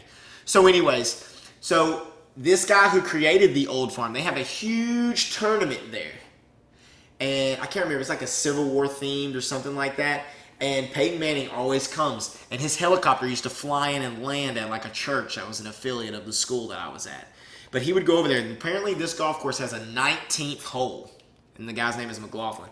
A 19th hole, and it's a par 3. And it's got like a backdrop, like with stream and waterfall. And there's supposedly been like pink slip Rolls Royces and shit like that gambled on this golf hole. And just to let you know how much money this guy has, he used to be a member at the Virginian, which is the other fancy place. Yeah. And he was out there with his buddies. This guy was a coal miner, but now has lots of money. And he was out there with on the mine.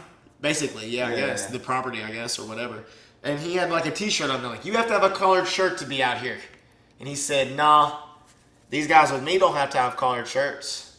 And they were like, yeah, you do. And he pulled out his checkbook and he said, how much is this place? No, we don't.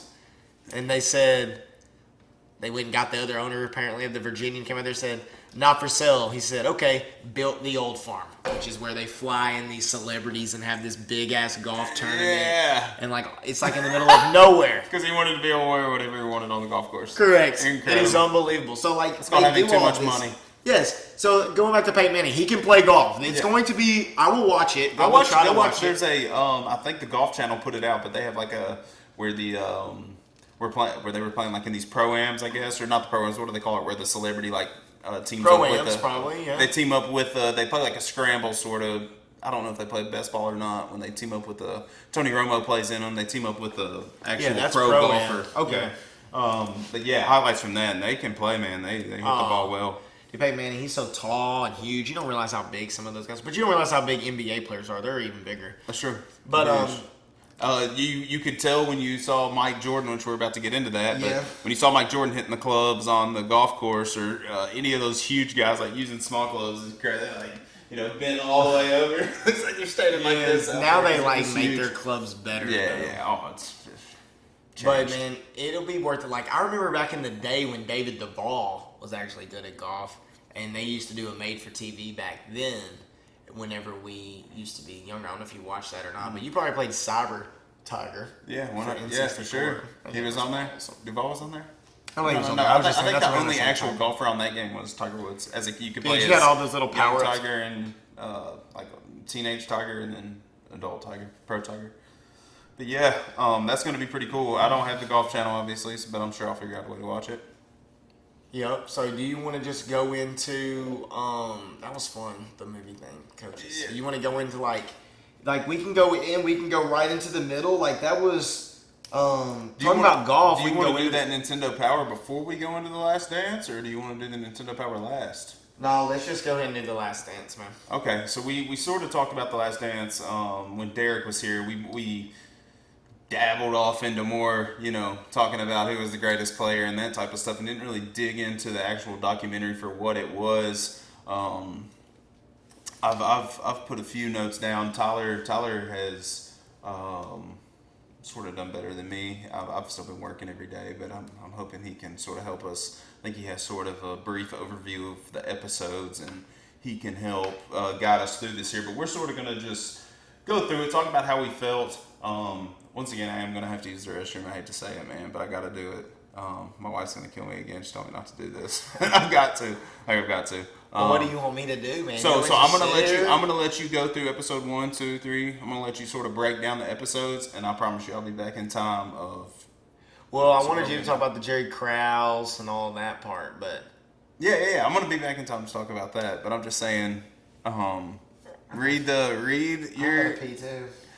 really not good. All right, Should we just cut this part or no? No, we're gonna keep this on here. What are you talking about? We'll take a break. Okay, well then you go ahead and go. I'll Yeah. just start talking about. Just read the synopsis of all of them. Episode 1 was about this. Episode 2 was about this, and then when I get back, we'll start right at episode 1. All right, sounds good. All right. So, anyways, can't believe he's doing this to me again. That's all right. I gotta pee this time, so I'm gonna do it to him. But, anyways, so like I did brought this Brett Favre Nintendo Power tonight. We're gonna try to find a way to have the pages up on the screen, even if it's separate. That's why I want to do it at the end. But we're gonna go through like the Last Dance, and what I've done is I've kind of just broken down the episodes by chunks. I didn't do this. Obviously, I looked it up, but that's what the science brain does. It researches it. So when we brought up the Phil and Tiger stuff, that's more episode 6 where he was having a competition problem. But so we're gonna go through each episode. Just kind of refresh you. Like episode 1 was like just introducing you to Mike, like his high school, his UNC years, and I think it actually went into like Krause. But what I got the most from episode 1 was just they gave you a little dose of Michael Jordan's mindset, man. And, it gave him that dose. Like, when he showed up to North Carolina, he wasn't the best. Boom, he was the best. I know Derek told who it was in the second Dabble. But that's what stood out to me in the first one. They went back to, like, his UNC, his high school days, just the rise of him in general like that. But they also talked about, I think, in the first episode, just why it was called The Last Dance, and like Jerry Krause, like he was like from the beginning. I didn't realize that. Well, we were too young. Yeah. I sort of wanted to get more into that when Derek was here because he was college age. Is that what he said? Was he in college when all this was going on? He was there when Vince Carter was in college. So yeah, so he was right after. Yeah, so around. It was he was in college before Michael started winning We were championships. kids. So we had no idea what was going on with the GM and all that stuff. We weren't watching sports and that kind of depth. I gotta keep this Gator thing But up, bro. what I'm glad they did, I know we're talking about the first episode, but what I'm glad they did at the end, well, do I want to go there? I'm going to say it. What I'm glad they did at the end was that they gave Jerry Krause the credit he deserved because he was an incredible GM to build that type of team that go on that type of tear. What, 6 out of 8? 6 out of 8. We'll get into more of the details as we go because I Yeah. really want it to kind of be. I don't care how it is. We can dabble off forever, but I do want it to be structured as the episodes went at least to follow. You know what I'm saying? Yeah. So just in the beginning, like it was like Krause. I felt like they built Krause as the villain kind of at the beginning, but like you said at the end, they did give him gratitude. So we'll start there. So it sort of started with crazy, man. with showing it started immediately, which is not what I expected out of the documentary. I will say that. Showing highlights. And Well, him I balling. expected all that. Yeah. I expected all that. What I didn't expect was it immediately to go into the turmoil that was going on within the team that created it, that made it The Last Dance. The reason Phil Jackson coined it The Last Dance because he knew Like, my time's over here. Like, Krause is done with me. Krause is done with Pippen. Like, it's over type deal. Yeah, you're right. It is like that. It's like They jumped right into it, but though. you know what? The documentary is not about Michael Jordan.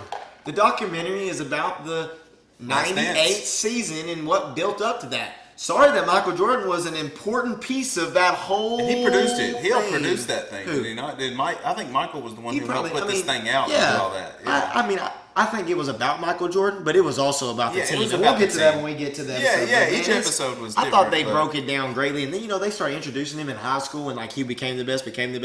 He just, as I said in that one, it's like he ran out of people to be better than, man.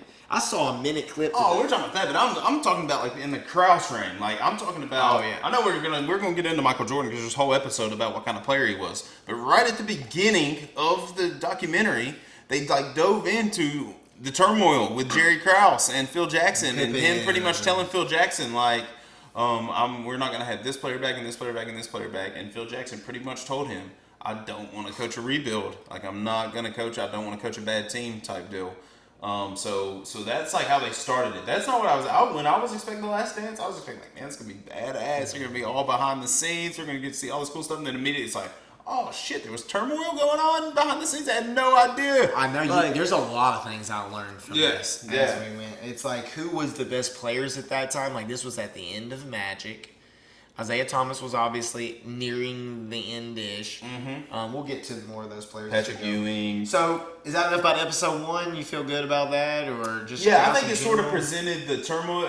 It presented like where they stood. It started off with them playing the Utah Jazz, obviously, in the final series at the final dance, the last dance, and then it sort of broke into the turmoil, and it really did a good job setting the stage for the whole thing. Honestly, read the synopsis for 2.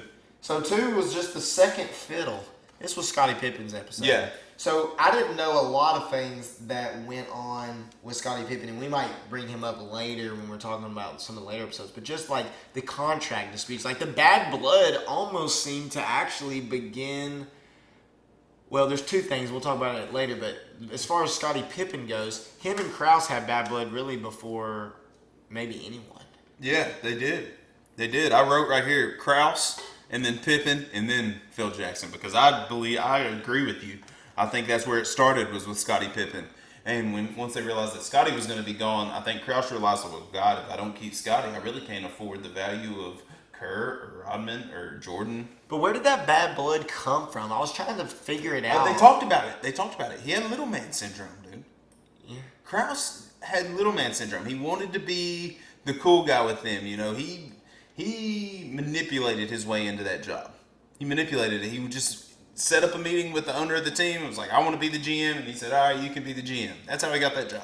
What do you think about all the money with Scotty? Do you think he got paid a lot of money? Do you think I didn't think get he paid was a lot of money? vastly underpaid. But back then, you know, these agents and whatnot didn't know what they were doing when it came to contract disputes and that type of stuff and signing the first contract. He was trying to take care of his family. So it was like $18 million for 8 years? Yeah, it was like something. It's like $18 million for 8 years. That's not a lot of money at all compared. I mean, those people are making more than that. Scotty was a good player, man. That dunk on Ewing. Well, I read today. Bleacher Report shared it. It was today or yesterday. I read. They said Scottie Pippen furious with the way he was portrayed in the last dance, and I'm like, what do you mean? I think he was portrayed as the greatest 2-man to ever play the game. Me too. I didn't understand it. I guess that one episode that we might get to when he just quit on the team is like that happened, Scotty. If he was mad about it, that's fine. It happened. He did that. It happened. He did that. It happened. It happened. Just like. But they also showed how we're going to get there, but they showed how he redeemed himself too. We'll talk about it. But in my opinion, in that last series they ever played, he redeemed himself. Yeah, that one was more just about like, his money situation. And I didn't know all that happened. Like that was like the first, to be honest, the first version of a holdout is what I thought of when I was watching it. It was like, this is like a true I don't remember holdout. that happening either. I'm sure you don't. No, I don't remember him not playing. No, hell no, I don't remember that. But it's like he held out. He was like, I could get the surgery whenever, but I'm gonna wait. He held out. Yeah. So then the third episode was about the next person who kind of just went and gone, just like he did in real life, as far as on the team and in real life, was Dennis Rodman. They just went into they went into details of how good he actually is Rodman, at his craft. he was he knew how to step on the basketball court and give full effort the entire time he was out there. Yeah, that's what you were getting. You knew what you were getting. Full effort. I love that.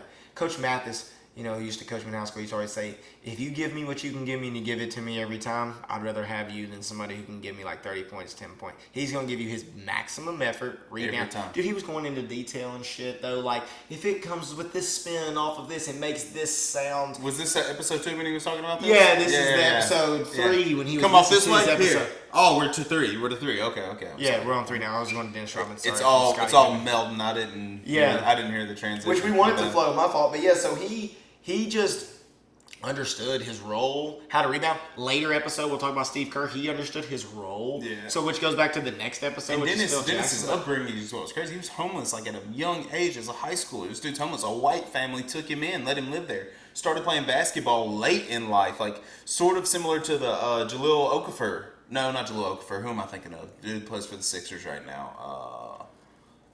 Big dude. There's center. Oh, Embiid? Joel Embiid. Yes. Like he didn't start playing basketball until he was like 17 years old. Lamar Stoudemire didn't start playing. That's what I'm saying. Like basketball. Dennis Rodman is a similar type player like that. Late start, didn't have a good shot, but played as hard as he could at all times. Understood how to rebound the basketball from the rotation and sound of the balls. Dude, Unbelievable. when Mississippi State girls won the national championship out of nowhere, their coach actually coached Dennis Rodman's sister in high school, and his sister was supposedly incredible. I don't remember her name because I just now remember that while you were talking. Yeah. Because the Worm has a sister, and she was incredible. And that guy ended up coaching Mississippi State when they won the national championship. But yeah, so Dennis Rodman, man, he used to change his hair. That's what I remember the most. I remember him being on video games like NBA Jam and stuff like that. Well, it wasn't Jam. NBA Live was what you remember him being on. NBA Live would be the game you remember him on because that was the first game he was on with the colored hair, and Michael Jordan was not on it because they couldn't pay him. They couldn't pay him. They couldn't pay him enough money to use his likeness. So it's like Armstrong, Rodman, and Pippen. Well, and it was a white guy. No, they had a white guy that played Jordan's position that wore 23 on the game, and he was white, and he had Michael's attributes. My uncle had the game on PlayStation 1. I remember playing it at the beach at Fort Walton Beach as a young kid with Ron and my uncle. Michael Jordan was a white guy who had the same attributes, but not named Michael Jordan on the team. I swear. Sounds like a new created guy. That's what we've come to now. One of the NBA lives. Go look it up. It's facts. But yeah, Dennis Rodman, man, he's very eccentric, very crazy. Like his relationship with Kim Jong-un now, like he's still he remained in the spotlight all this time is unbelievable. Carmen sort of Electra. disappeared. He was with Carmen Electra for we'll a get while. to that later. Yeah, but that was a good episode. It really dug into what kind of person he was and his upbringing, the reason he is the way he is, and he was never able to express himself the way he wanted to. So once he had the money and the ability to express himself the way he wanted to, he did it to the full extent. And Phil led him ultimately. We'll talk about that in a second. And it started when he went to the Spurs. Remember, he was in Detroit and yeah, and that's what was crazy to me about that episode. Demolition Man, which we talked about. Yes, I did not know that he played for the Pistons when they beat the Bulls. Yeah, he was a champion before the Bulls. He was part of, them bad boys, them rough boys. Like, he brought that to the Bulls. Did you ever see the Bad Boys? I did, but I forgot he was even on that team, man. Yeah, I got Pistons Rodman cards. It was in there. awesome seeing that. I was like, he was already champion. So in the next 3 years, I'm like, you know what? He already brought championship mentality too. Like you said, the Big Three argument, horseshit. The Big Three already happened a long time ago. Yeah. Oh, yeah. Multiple times before, even then, probably. Like, probably the Lakers when they had Magic, Kareem, and didn't really fucking matter. What's his name was on the Lakers too with Magic and them in Magic's early days. Not Dr. J, but Will Chamberlain was on the Lakers. And so, it was unfair. It was unbelievable. It's not even right. So then, after that, episode 4 was the Phil Jackson episode and, how they brought him in, which was Krause, and, Michael didn't like him, Triangle Off. And the coach before him, Doug. I don't remember the guy's name. His name's Doug something, man. I wish you would have wrote it down. Was doing well. Good coach, man. Real good coach. Just couldn't beat the Pistons, man. Couldn't beat the Pistons, and I think Phil Jackson is a genius, man. Philosophical genius who knows how to coach the game of basketball and also knows how to inspire human beings. He knows how He's to, like, incredible. the psychology of him. Like, he had them, I only knew this going back to what I said earlier because my wife and I are doing yoga. He had them, like, doing yoga. These grown men, they all were out there bending down, lifting up, breathing. He used being together. He used a lot of Hindu culture and Buddhist culture and that type of stuff to Just really have the team. And if you go back to those coaches' speeches that I just read you, a lot of them, if I were to finish them, die as individuals, live as a team. Die as individuals, live as a team. Die as individuals, live as a team. Yeah. Die as like it happens over and over. So if you like get as an individual, especially in sports, life, whatever it is, like you're going to fail. Like unless your name's Kobe Bryant. Well, he had Shaq. He had Shaq, and He had also Pau had Phil Gasol, Jackson. But He also had Phil Jackson. yeah, but Michael Jordan had Scottie Pippen and Dennis Rodman. Yeah, we can't forget this had been happening for a He long time. had Kerr, Paxson. That's what I'm saying. They all had someone beside them. Let's be honest. The Are only you saying person he's that- not the greatest now? Are we going to have MJ? more of that talk? He's the greatest, right? MJ's the greatest to ever play, yeah, because he was the first one to do it. But I do truly 100% believe that Kobe Bryant perfected his game. I just can't wait till there's a documentary of Kobe Bryant and a documentary of LeBron James. I did so we bring my can watch Kobe all book. three I of don't think them. I'm going to bring it out tonight. I do have it. It's great. I'm going to pull some excerpts of it at some point. That's like a big coffee book here. I'll bring it out at some point. I'm not going to do it tonight because I know we still got more to talk about with this and then Nintendo Power and other stuff, and I just don't think we'll have time. But there's some pretty cool inspirational stuff in there. I'm going to read and just sort of pick your basketball brain on some of it at some point. That But, sounds like a good time. We can always just keep on rolling and cut it up. if we want to. no, we don't even have to cut it up. It can just be part of this, and we can. We can wait on that. Yeah, and we it don't can- matter. All right. So anyway, so then after that, then it was episode 5, which was like we kind of talked about with Derek a lot. Was like the branded, the USA team, all of that stuff. Kind of like when the torch got passed. I kind of felt like the basketball part. I felt like the torch got passed as far as when they were on the USA team. I'll be taking the last shot. All y'all know I'm the best player. now. Honestly, can't remember, and just stop me. We won't dig into it if we already talked about it. Did we talk about how we went through getting his shoe deal and whatnot with Derek? We didn't go into that much detail about how his dad. We kind of talked about how his dad wouldn't let him leave. His mom made him go to it was like, no, you're going to talk to Nike because he didn't want to go there because they were like a track shoe. And his mom made him go, and then once they were there, his dad like wouldn't let him leave. He was like, dude, this is the best contract you're gonna get, and it obviously changed his life forever. Yeah, and he like covered up the Reebok with the USA flag, which was awesome. But like Yeah. he was on all these. I didn't realize this until they started going over it. Like I remember him being popular, but it's like he was the first international sports known. Well, you got to think. that wasn't McDonald's wasn't a was putting tennis him in player. commercials. Like Coke was putting him in commercials. Like people from like- China knew who he was. Never He was been all there. over the Like world. yeah, internationally known. Like I think that's pretty cool. He started that, but in all honesty, in the same breath, Kobe Bryant is the one that really solidified taking sports he's globally. fun. In my opinion, he Right. really was the most globally known and respected athlete because he would learn the languages and all that different type of stuff. But Mike J, greatest of all time. Yeah, so then the next episode went into like the competition. So he used to play quarters with those guys. He went and played a lot of golf. Like I actually know a story. Where they were throwing the quarter so he could get it closest to the Yes. wall with the security guys. Because you know those That was things great. are out there where he like went gambling, and They're not out there though. That's fact. I mean, he was gambling often, very often. They were playing in the what they say would be like Ron Harper, him, John Paxson was telling the story. It'd be like there was Ron another Harper, random Mike, just and- golfer. So like I went golfing with some old guys one time, and apparently this used to be a thing.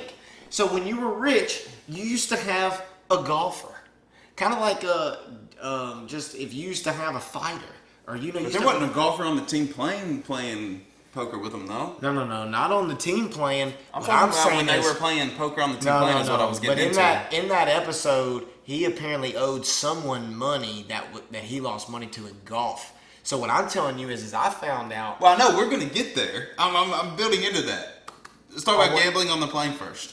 Gambling Yeah, on because the plane. it's gonna build into what I think got him into this trouble that you're about to talk about. Oh, I'm not talking about But- the trouble. I'm talking about that there is an existing world out there during this time frame that I didn't know about, where people had golfers like fighters. So people would fly into like Nashville and go to Shelby Golf Course and be like, I'm playing this golfer versus this golfer for a briefcase full of money. in Shelby Golf Course down in Nashville. This happened. Michael Jordan? Not Michael Jordan. I'm talking about that world, because in that episode that we're talking about, you're going to go back to the plane, but he owed some golfer money in that episode. And what they used to do is people used to have golfers, and they would be like, my golfer versus your golfer, like a fighter. Okay. And they would play golf and bet on these guys. So these golfers wouldn't even have the money. Someone would just be betting on them like, this is my guy. This is my golfer right here, like a fighter. So what would happen is they probably would but Michael would probably know these rich people and be like, I want to play you for money. And they would be like, no, you need to play my golfer. Yeah. And they would beat him and take his money. Which I was going to get into that.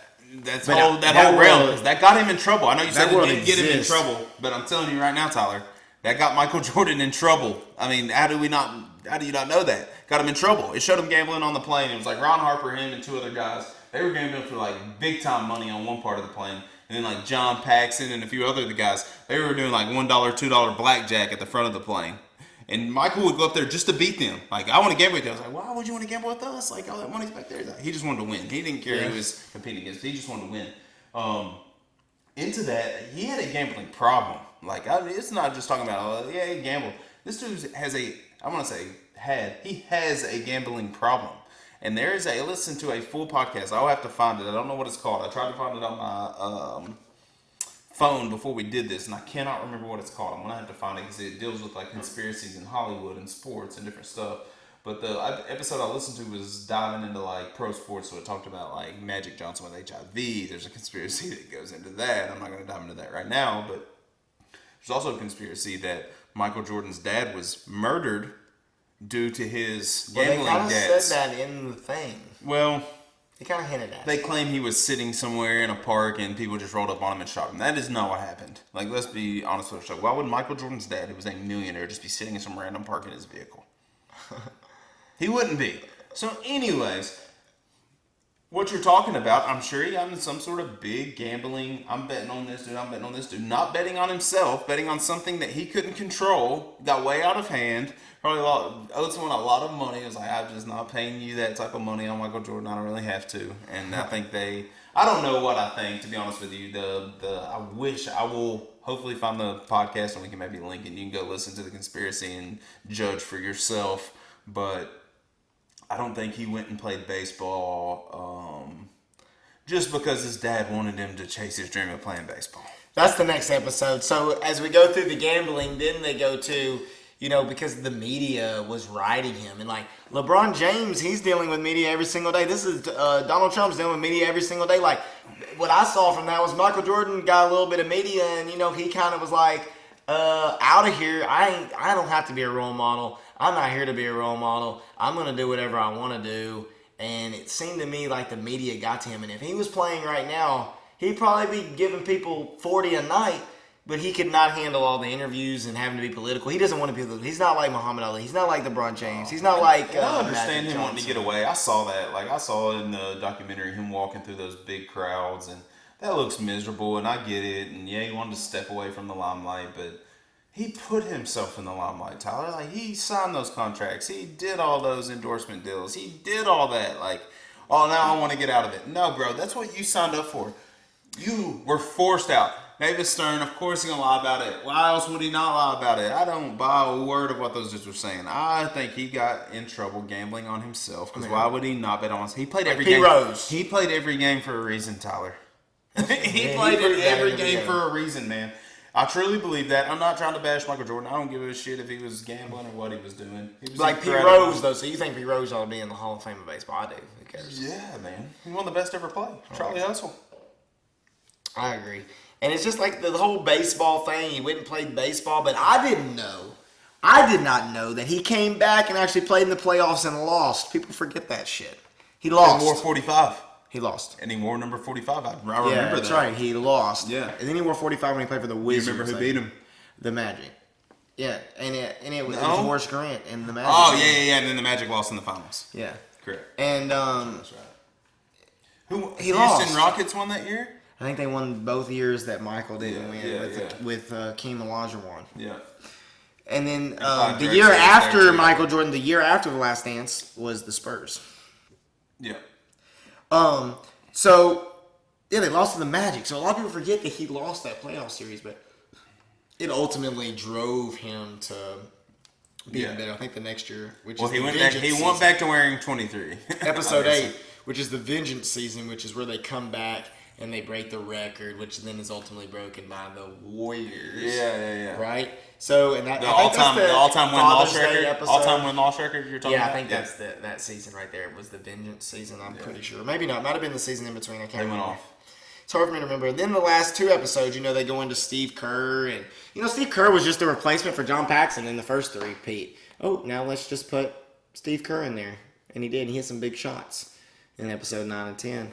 When they started going through, like, Reggie Miller and playing the Pacers. And it was really coming down to the last dance. Reggie Miller is truly one of the most clutch, best players to ever play the game. I love watching him play basketball. Reggie Dude, he Miller. has Me and the my brother both wore number 31 in middle school basketball because we both loved watching him play basketball. He had a sweet stroke. I loved watching him play. Very quick release. I watched a random video today of Karl Malone smoking a cigar with a big beard, and he was talking about how bad of a man he was. How bad of a man he was. Yeah, he was a bad man. The mailman. He was a bad man. He got that shit ripped from him at the end of the game, though. Yeah, because he let his mind get away from the game. Dude, he looks like a big lumberjack out there playing basketball, and you got John Stockton with his quads out there with his schmediums going off that pick and roll, little pocket pass. If he didn't graduate from Gonzaga, nobody knows who did. Is that where he graduated from? I'm not I sure. can't even remember. That's probably a nice. He looks like somebody who I'll look would. it up. I'm sure he did. What was the next episode? That I'm just talking about the end now, and they were talking about okay. Steve Kerr and his dad who went to the other country and got killed. Like all that was. I think they were. What was his dad? His dad was the president of. I can't remember. It was like a school for people in. I can't remember where the country was, man. Yeah. I freaking watched it yesterday, man. But so Dang. so Steve Kerr, he got the call. His mom got the call. Looks just like him. His mom does. No telling how Not old she Bali. is. Yeah, I don't remember where it was, man. I can't remember. But anyway, so his dad died out of nowhere, and they asked, like, did you and Michael ever talk about y'all's dad dying? And Steve was just like, no. It's like Michael probably didn't ever really peel back any onions. He cried after the Father's Day game. That was pretty neat to see. Yeah, when he won the championship right after. Yeah, so what did you think? Is it the flu? Is it poison? What is it, man? I mean, it was probably food poisoning. If he's the only person that ate that pizza and was up at You 2 think they a.m. really got pizza, or you think he was really gambling and drinking and doing something else? I don't know. There's no telling, to be honest with you. We're out on the speculative branches of thin willow trees. There's no telling. He did whatever he wanted to do, so who knows, to be honest with you. The guy's a freaking delinquent gambler. Let's be honest. But he even said in that thing though, in the Last Dance, he was like, John Stockton, Gonzaga University. Good yeah, call. perfect, good call. So he was like, he was saying things like, would I have wanted to go for 7? Could I have gotten 7?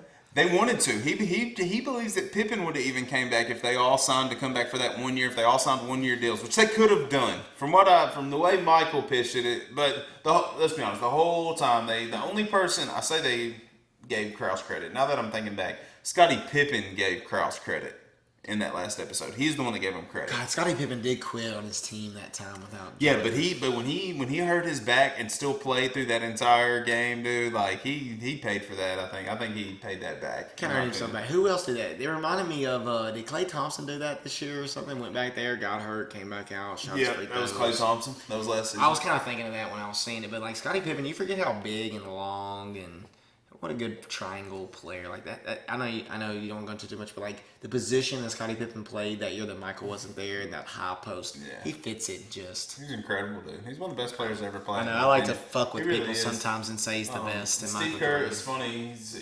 He was talking about John Paxson sort of took him under his wing and taught him how to be around Michael Jordan during that time period. Role player. And just to see the work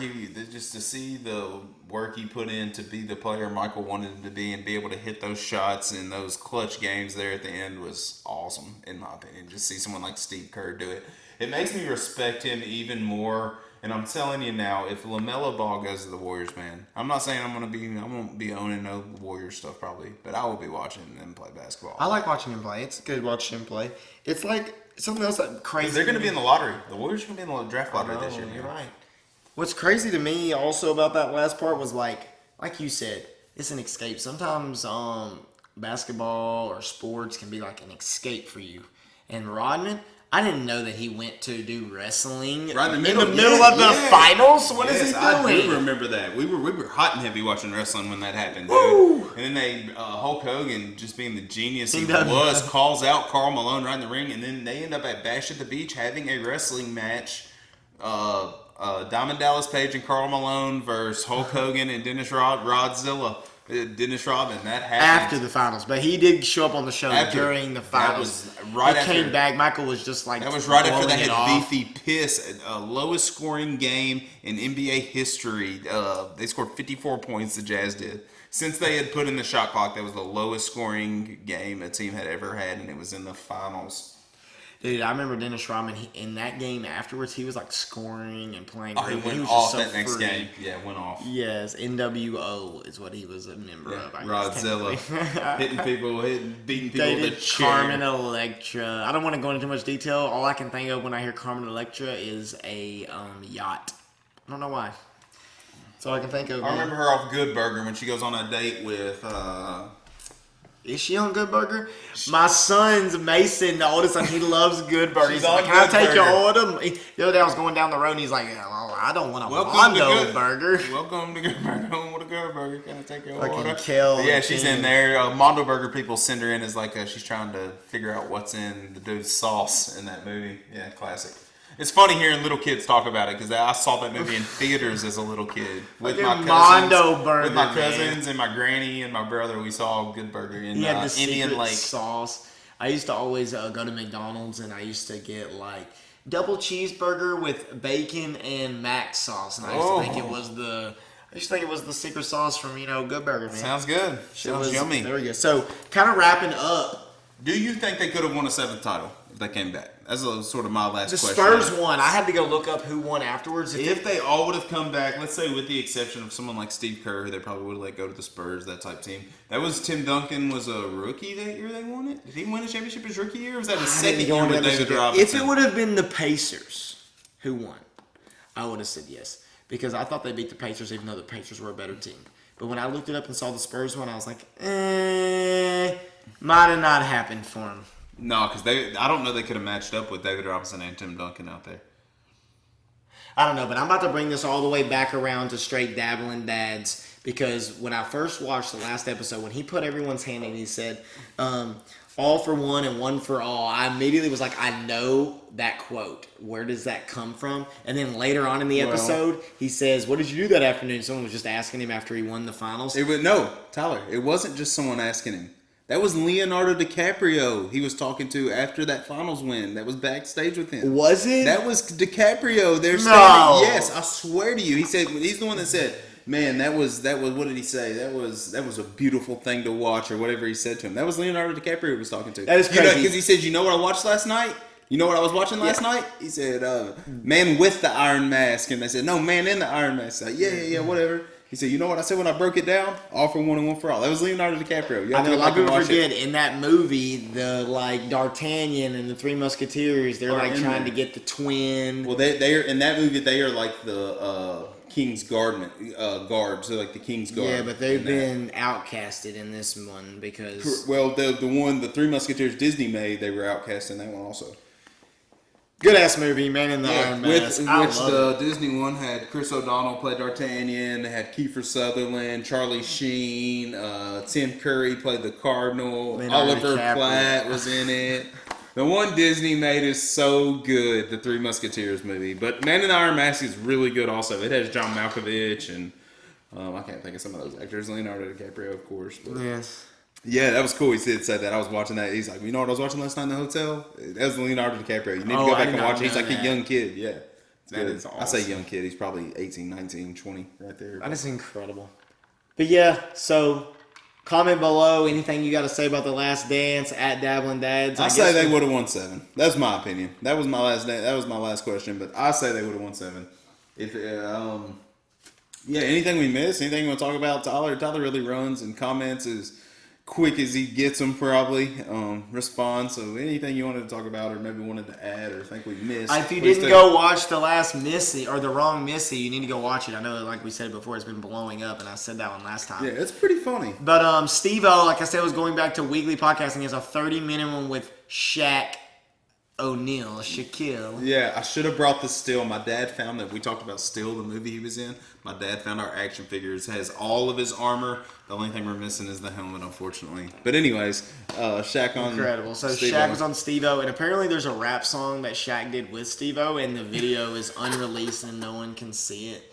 And like apparently Steve-O jumped into poop and pee, him and Wee Man, and they chased Shaq around or something. Oh, But anyway, so they started talking about just random things, and Shaq wants to be on Jackass 4, and he said that he wants to box Knoxville on Jackass 4, which they're already filming. Shaq will hurt him. Shaq wants to, because remember Knoxville fought, do you know who he fought? Butterbean. Butterbean, and Butterbean put him to sleep. Yeah, they and died, Shaq said he can put him to sleep. I've seen every episode / movie of Jackass So anyways, created. Yeah, so then Shaq has his own show now called Shaq TV, and he like is wrestling someone, and someone's talking shit to him, and he ends up beating the crap out of someone else, and he's like, well, we cut that out because it was too bad. So then I was just kind of wrestling around with who you brought up last time about the UFC, Hardy. Him and Shaq go at it on the Shaq TV.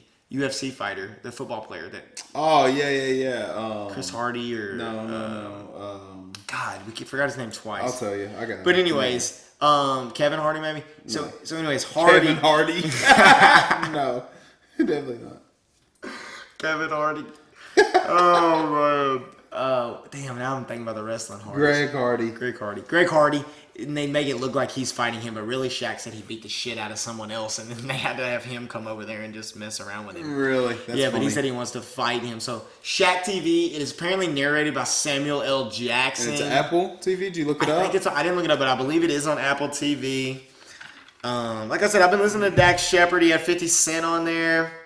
It was a little bit different. Well, I'm gonna give my one plug for something I listened to. They had their live podcast tonight, but Whiskey Bros, which is a local.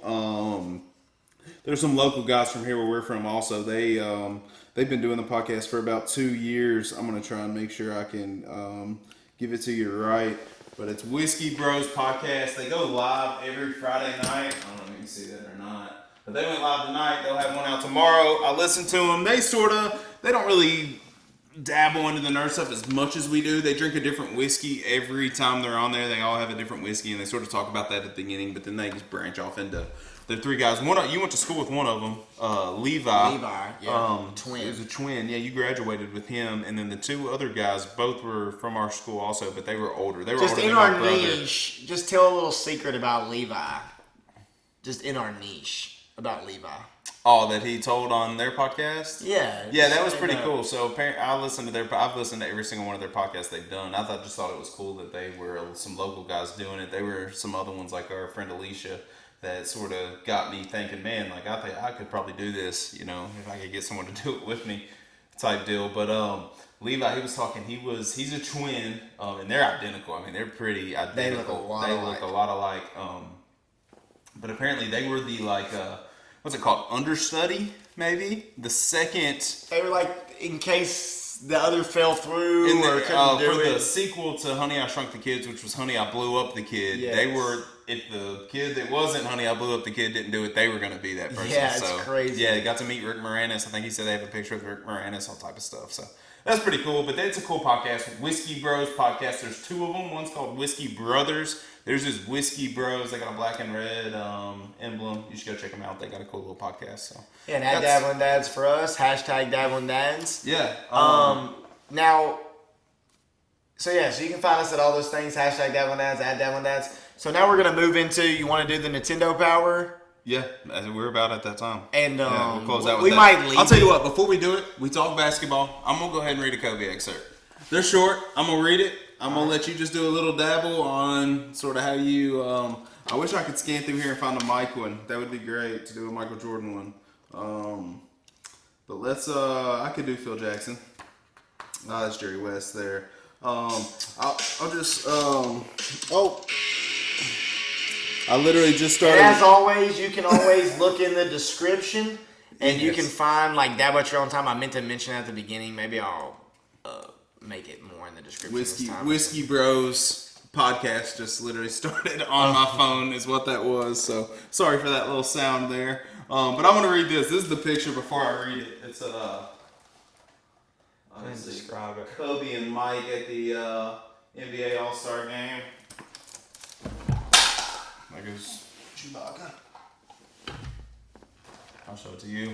But it says, asked a ton of questions. I was curious. I wanted to improve, learn, and fill my head with the history of the game. No matter who I was with, a coach, Hall of Famer, teammate, and no matter the situation, game, practice, vacation, I would fire away with question after question. A lot of people appreciated my curiosity and passion. They appreciated that I wasn't just asking to ask. I was genuinely thirsty to hear their answers and glean new info. Some people, meanwhile, were less understanding and gracious. That was fine with me. My approach always was that I'd rather risk embarrassment now than be embarrassed later when I've won 0 titles. So, yeah, man. So it just goes back to just cool, what man. a lot of people just say about being a sponge. You know what I'm saying? Like, even sometimes, like, one of my sons even is like, hey, you need to do grounders. And he's like, oh, I'm too good to do grounders. It's like, well, major league players do grounders. yeah. Like, you know, you got to be a sponge all the time. You got to take that in. And it just sounds like it was like, you know, he knew he was better than him. He respected him. How can I be as great as him? I need to listen to what he's saying. And a lot of people, believe it or not, don't get that. No, They think they already know it. Correct. Refuse to listen. And it shows up. And, you know, I can see it in some of my different sons. Like, one of my sons, Corbin, he is a good athlete. Like, he understands. But his best skill is listening and doing whatever you tell him. So he figures out, oh, this person knows how to coach soccer. So I'm going to listen to them coach soccer, and then boom, you just go like a sponge. It doesn't matter what it is. Yeah. And, you know, I want to be that way as far as learning and just giving a sponge. So, like, that's that mentality of always getting better. 1% better, that's what I've always said. You probably hear other people say it, like 1% better every day, 1% better every day. That's not just things that people say. If you actually do it, Apply it. there will be a result at the end of it. It's just how it is. It's like the first time we were in here talking, my leg was shaking and there's a camera there. Now it's just like we normally talk in the garage, except, you know, we don't go into complete bewilderment and never come back. Well, we sort of do. But I mean, that's sometimes all right. we do. I don't even know, man. That's all right. But no, I like that excerpt, dude. But that's what I feel in that. And it's like Kobe, of course, he goes to Jordan. I mean, he wanted to emulate Jordan, though. Yeah. I'll be honest. This made me think of Mike Tyson, and I can't remember the UFC fighter he had on. Do you remember who I said? Frank Ngannou or something like that? Oh, Francis Ngannou. Yeah, and he really, Mike Tyson, this guy, the first thing he said was like, I wanted to be a boxer when I lived in Morocco, and all I watched was Mike Tyson, and now I'm sitting here talking to you, and Mike Tyson like immediately took that, and you know, Mike Tyson's hard to listen to, but he went into some real deal things of like what it takes to be the best. This guy was a heavyweight champion at 19 years old. Mm-hmm. There's a different mindset. Kobe, different mindset. Michael Jordan, different mindset. All these people have different mindsets, whatever niche or whatever you're looking in. Yeah. So like you got to just keep learning and getting better, listening to critiques and move forward and be positive, and that's what it sounded like to me in that excerpt. So like I said, man, I'm cool. good. I think we've rolled through this. I'm ready to do the Nintendo Power if you want. Let's do it. We can do an exit and then cut it out later and then put it as its own video, or just keep on rolling. Nah, we're going to do a Nintendo Power on every single one of them. We're right at 2 hours, which is our longest one, but that's fine. This Nintendo Power will probably be 15, 20 minutes if you want to stick around and listen to it. If not, if you're leaving now, hashtag Dabbling Dads again. That's right. Shameless plug. And we'll try to find a way to put pictures of these up, or I'll try to figure out something to do. But I want to at least get this up sometime tomorrow. We'll get it. So yeah, let's do Nintendo Power. Go ahead and Alright, hold so- it up there as close as you can so they can sort of So, see like, what we're this looking at to is- begin with. This is the Nintendo Power. As you can see, there's Diddy Kong Racing right there. But, you know, it's Brett Favre. This is volume 102, which is November of This is November of 1997. And what we have here I was 10 years old. is Quarterback Club 98. And what I've done is I've kind of broken down through here, and I'm just going to tell Kyle the page numbers, let him have the nostalgic moment. He can talk about whatever he wants to talk about. But before we do that, there was a great Twitter that we were following. I wish I could remember the name of them. And they had a question about what was better, Diddy Kong are Mario Kart 64. So I actually brought Diddy Kong and Mario Kart 64. If you can't see the video and you're listening, I have the N64 games of Diddy Kong Racing and Mario Kart 64, which, were games that we played, and you can see those. And there was a question of which one is the better game. So we're going to talk about Diddy Kong Racing because it's obviously in Nintendo Power. So I'm going to give this to you, man, and there's the cover. But November 1997, if you want to go ahead and open it up to page 24. 24, and there's just a little excerpt of Favre in there, and then you might describe what you see just between Madden 64 and Quarterback Club. Oh, so yeah, it's all right. I see what it is. So on the front, it's actually promoting the NFL Quarterback Club 98, but here on the right is Madden 64. So that must have been the first Madden game that came out on the N64 at the time. Yeah, just pause right there. That's this game. Oh, you've got that also. Yes. Incredible. Madden Football 64 right here. Yes. There's Madden 64. So it's almost comparing them here, showing the difference, how this is showing the play art on the left for the Quarterback Club 98, which is Brett Favre. It says, Brett Favre, when you look at the graphics, it looks like the real thing. It's very cool stuff. If you're playing in the snow, it actually accumulates on the field. Which is hilarious to think about what 1998 graphics looked like. It looked nothing like real life, and Brett Favre's in there. It looks so good. Which we felt the same way, let's be honest. Oh man, when I played Mario Kart, which was up here, I went outside and the world was like spinning around. It was crazy. So cool, while we're on the Brett Favre string, I want to read this because I just read the beginning of it, but I want to read it because I can read it pretty fast. Okay. So it says, MVP is in this game. So he won 2 years in a row, 1997, 1998. One of the best to ever do it. Anyways. When Brett Favre started college at Southern Mississippi, he was the 7th string quarterback. Now after leading the Green Bay Packers to the Super Bowl championship, Favre is arguably the best of the best. And at that time, in 1998, he was the best quarterback in the league. But it's pretty cool. It's sort of showing, we're going to try and post these like I said, but it's showing the 64 modes over here. It's showing Party on 64. It says both Madden 64 and NFL Quarterback Club 98 support multiplayer modes in which up to 4 players can plug into the N64 and join in on the action. Players can choose either team, so you could have 1-on-1, 2-on-1, 2-on-2, or 1-on-3. In fact, you can all choose the same team and play against the computer if you want. There are no significant differences between the two games when it comes to multiplayer matches. The most important strategy is to coordinate with your teammate or mates. If they ignore set blocking schemes, you won't get very far. I know, it's crazy. So it's like it begins like it even began back then of like playing as different players than just whoever had the ball. It was crazy. I remember that game and had Brett Favre on the front. I think I might have rented it, or maybe my friend Kalen Roark might have had the quarterback 98 one. I was always a Madden guy. I remember putting Fred Taylor at quarterback and running QB sneak a whole lot. Because I was the Jaguars, because I loved Mark Brunell and things like that. But go to page 8, and on page 8 they have like some top 10 N64 games, top 10 Super Nintendo games, and top 5 Game Boy games. You can go just through top 5, or you can do all top 10? You can do just you can go down through there and just pick games that people would know if you want. All right, so I'll go straight through. So it starts with Nintendo 64. At the time, this was, what was the date, Tyler? This was November, so I want to stop right here actually. November of 1997. We would have been deep into 1997 White House State Championship football. Yeah, 100%. So we were all playing football. Yeah. So you know what I mean. Big time. I was 10. So before you look in there, I gotta ask a question. So you know the Donkey Kong. How many games did they make of the Donkey Kong, like Super Nintendo and Donkey Kong? No idea. Were they Donkey Kong Country or Donkey Kong Land? Donkey Kong Country. Yeah, I thought that too. But we're gonna see in here that the third one.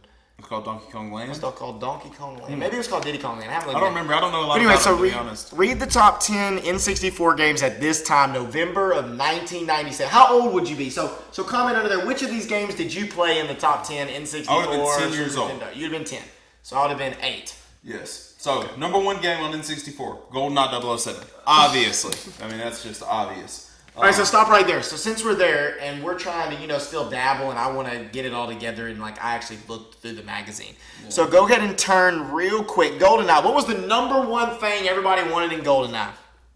Golden Gun. Turn to page 80. So why turn to page 80? I loved using, back to what we were saying earlier about cheats. I used to love to do the big heads on the GoldenEye game, right? Oh, here we go. So yeah, show them that right there real quick. So what does it say on page 80? On the bottom here it says, Yeah. how do I recover the golden gun? Yeah, so You like, can see that or not. so our friend Andrew used to always say I used to cheat the game. No, I didn't. I just had Nintendo powers. Yeah. Yeah. That's true. So what page was here we go. So So go number ahead. one. So number one, GoldenEye 007. Number 2 was Star Fox 64. It was a hard game. Dude, that game was fun. You had to like fly through the different hard. things. Man, that game was Number 3, Mario Kart 64, which in my opinion was one of the better Mario Karts ever made. Dude, let's go, since we're on that, and we're going to get to Diddy Kong Racing in a second. So be thinking about that. Mario Kart or Diddy Kong? What's a better game? Keep going. Super Mario 64, one of the better Marios ever made. And then Star Wars Shadows of the Empire, which I never played. I have it. Never played Maybe it. we can Oh, hook with it up and has play the it. has the Stormtrooper on the front of it? Yeah. I did play it. I played it when I had your little game box when I lived over on Yeah, and Brooklawn. there's some fun boards where you have to Yeah. ride. I Yeah. have that game as well. Number 6 was Turok, Dinosaur Hunter. There's supposed to be a new game coming out that's like Turok Interesting. on the new Xbox, whatever it is. Xbox. What's the new Number Xbox? 7 is Blast Corps. Never heard of it. Number 8 was Cruising USA. Have that. Number 9 was Killer Instinct Gold. Never had it. 10 was Tetrasphere. I never had Tetris either. So read through like the top 5 or ones that we would know from Super Nintendo. All right, Super NES top 10. Number 1, Legend of Zelda: A Link to the Past. By far, head and shoulders, the best Legend of Zelda game ever made. That's the game where it's like flat and you run around, you like chop up the tree, right? And it's like a That square was game. it was better. It was better than the original. This was Link to the Past. So it was Super NES. So it was Super Nintendo. So the graphics were a little better than flat. They weren't necessarily 3D yet, but they were better. It was the best. Me and Tyler played it as adults. Me and Tyler Myers. It was a good one. This is a good magazine right here. Super Mario RPG, which I have never played or seen. I'll be honest with you. It's like a Super Mario role-playing game. Never heard of it. I think I've heard of That's it, crazy. but I never played it. Number 3 was Donkey Kong Country 3, Dixie Kong's Double Trouble. See some or 2. Donkey Kong Country 2, Diddy Kong's Quest. All three of the first Donkey Kongs were on that list there. And then Final Fantasy 2 and Final Fantasy 3 were also on there. The Game Boy top 5 games were Legend of Zelda: Link's Awakening. Never played it. Donkey Kong Land was on Game Boy. So was Super Mario Land, which we had. That makes sense. Land Me and was Ron on had Game Super Boy, Mario yeah. Land 2, and it was like you went around to these different lands, and you had to beat all the lands to get the big coin to go into this thing to beat That it. was the difference between land. I was all going back to Mandela effect shit. Ron going on. Medina, my brother, if you're listening right now. Super Mario Land 2, Land of the Golden Coins. See, if he our would've been- most played Game Boy game ever. If he would have been here, he would have been able to do it. We See, man, played that Game Boy game more than any Game Boy game we had. It was great. Tetris and then Metroid 2. They just had top 5. All right, so so that's good. So go to page 50 because that's the next cool part. So we're gonna bring up Diddy Kong Racing now. So Mario Kart 64 was a legendary game. 50. It was my first page 50. It was my first N64 game. I think it came with the system. It was my first. Page Open up 50 that. is- It's in that area. Yeah. So this is totally intact here. So, but my favorite racing game was actually Diddy Kong Racing, and there's the actual. It's crazy that it was in this Brett Favre issue. It's nuts. But that's the, all these Nintendo powers came with art. I think I only cut one of them out. Yeah, which it's is pretty embarrassing. good, man. But that's Diddy Kong Racing, and like I used to always go to page 26, and it does in-depth. But like it is more of an RPG type game. Like there's more stuff to do. You could have a hovercraft, you can have a car, you can have an airplane. There's like an elephant. There's problems that happen. I remember there's extra boards later. I always use timber. But like Banjo-Kazooie, Banjo-Kazooie I never got into, but a lot of people associate N64 with Banjo-Kazooie. They're people younger than me, I think, and it's like almost Mario for them. And he's a character in there. I don't know if you remember who you used. That's where he was introduced. Diddy Kong came out with the game. It's a hard to find game. That game's worth money. This game right here is worth money. It costs like $40 you try to buy it from your GameStop or something. It's like a $40 game still. It's crazy To because this day. I love the game, and Yeah. the guy's mouth opens up at the end. I don't think it was heavily sold. I think it came out with the system, like the original release Yeah, systems. Diddy Kong is the only character that is a real character. But you could do souvenirs like here, like there were different balloons and stuff you could do. the other worlds is sort of what you're talking about, RPG style. So like it started, you were in this sort of map with the big genie guy that was just on this fold out. It's open. It's open Correct. gameplay. Correct. You could choose which world you wanted to sort of go race in first. And it opens. You get like golden balloons, and then it opens up, and you can go do the next board. You have to beat a hovercraft airplane. The I beat dinosaur every level, game. I remember. Yeah, and eventually the big pig's mouth opens up, and you get into like the extra play, the hard shit.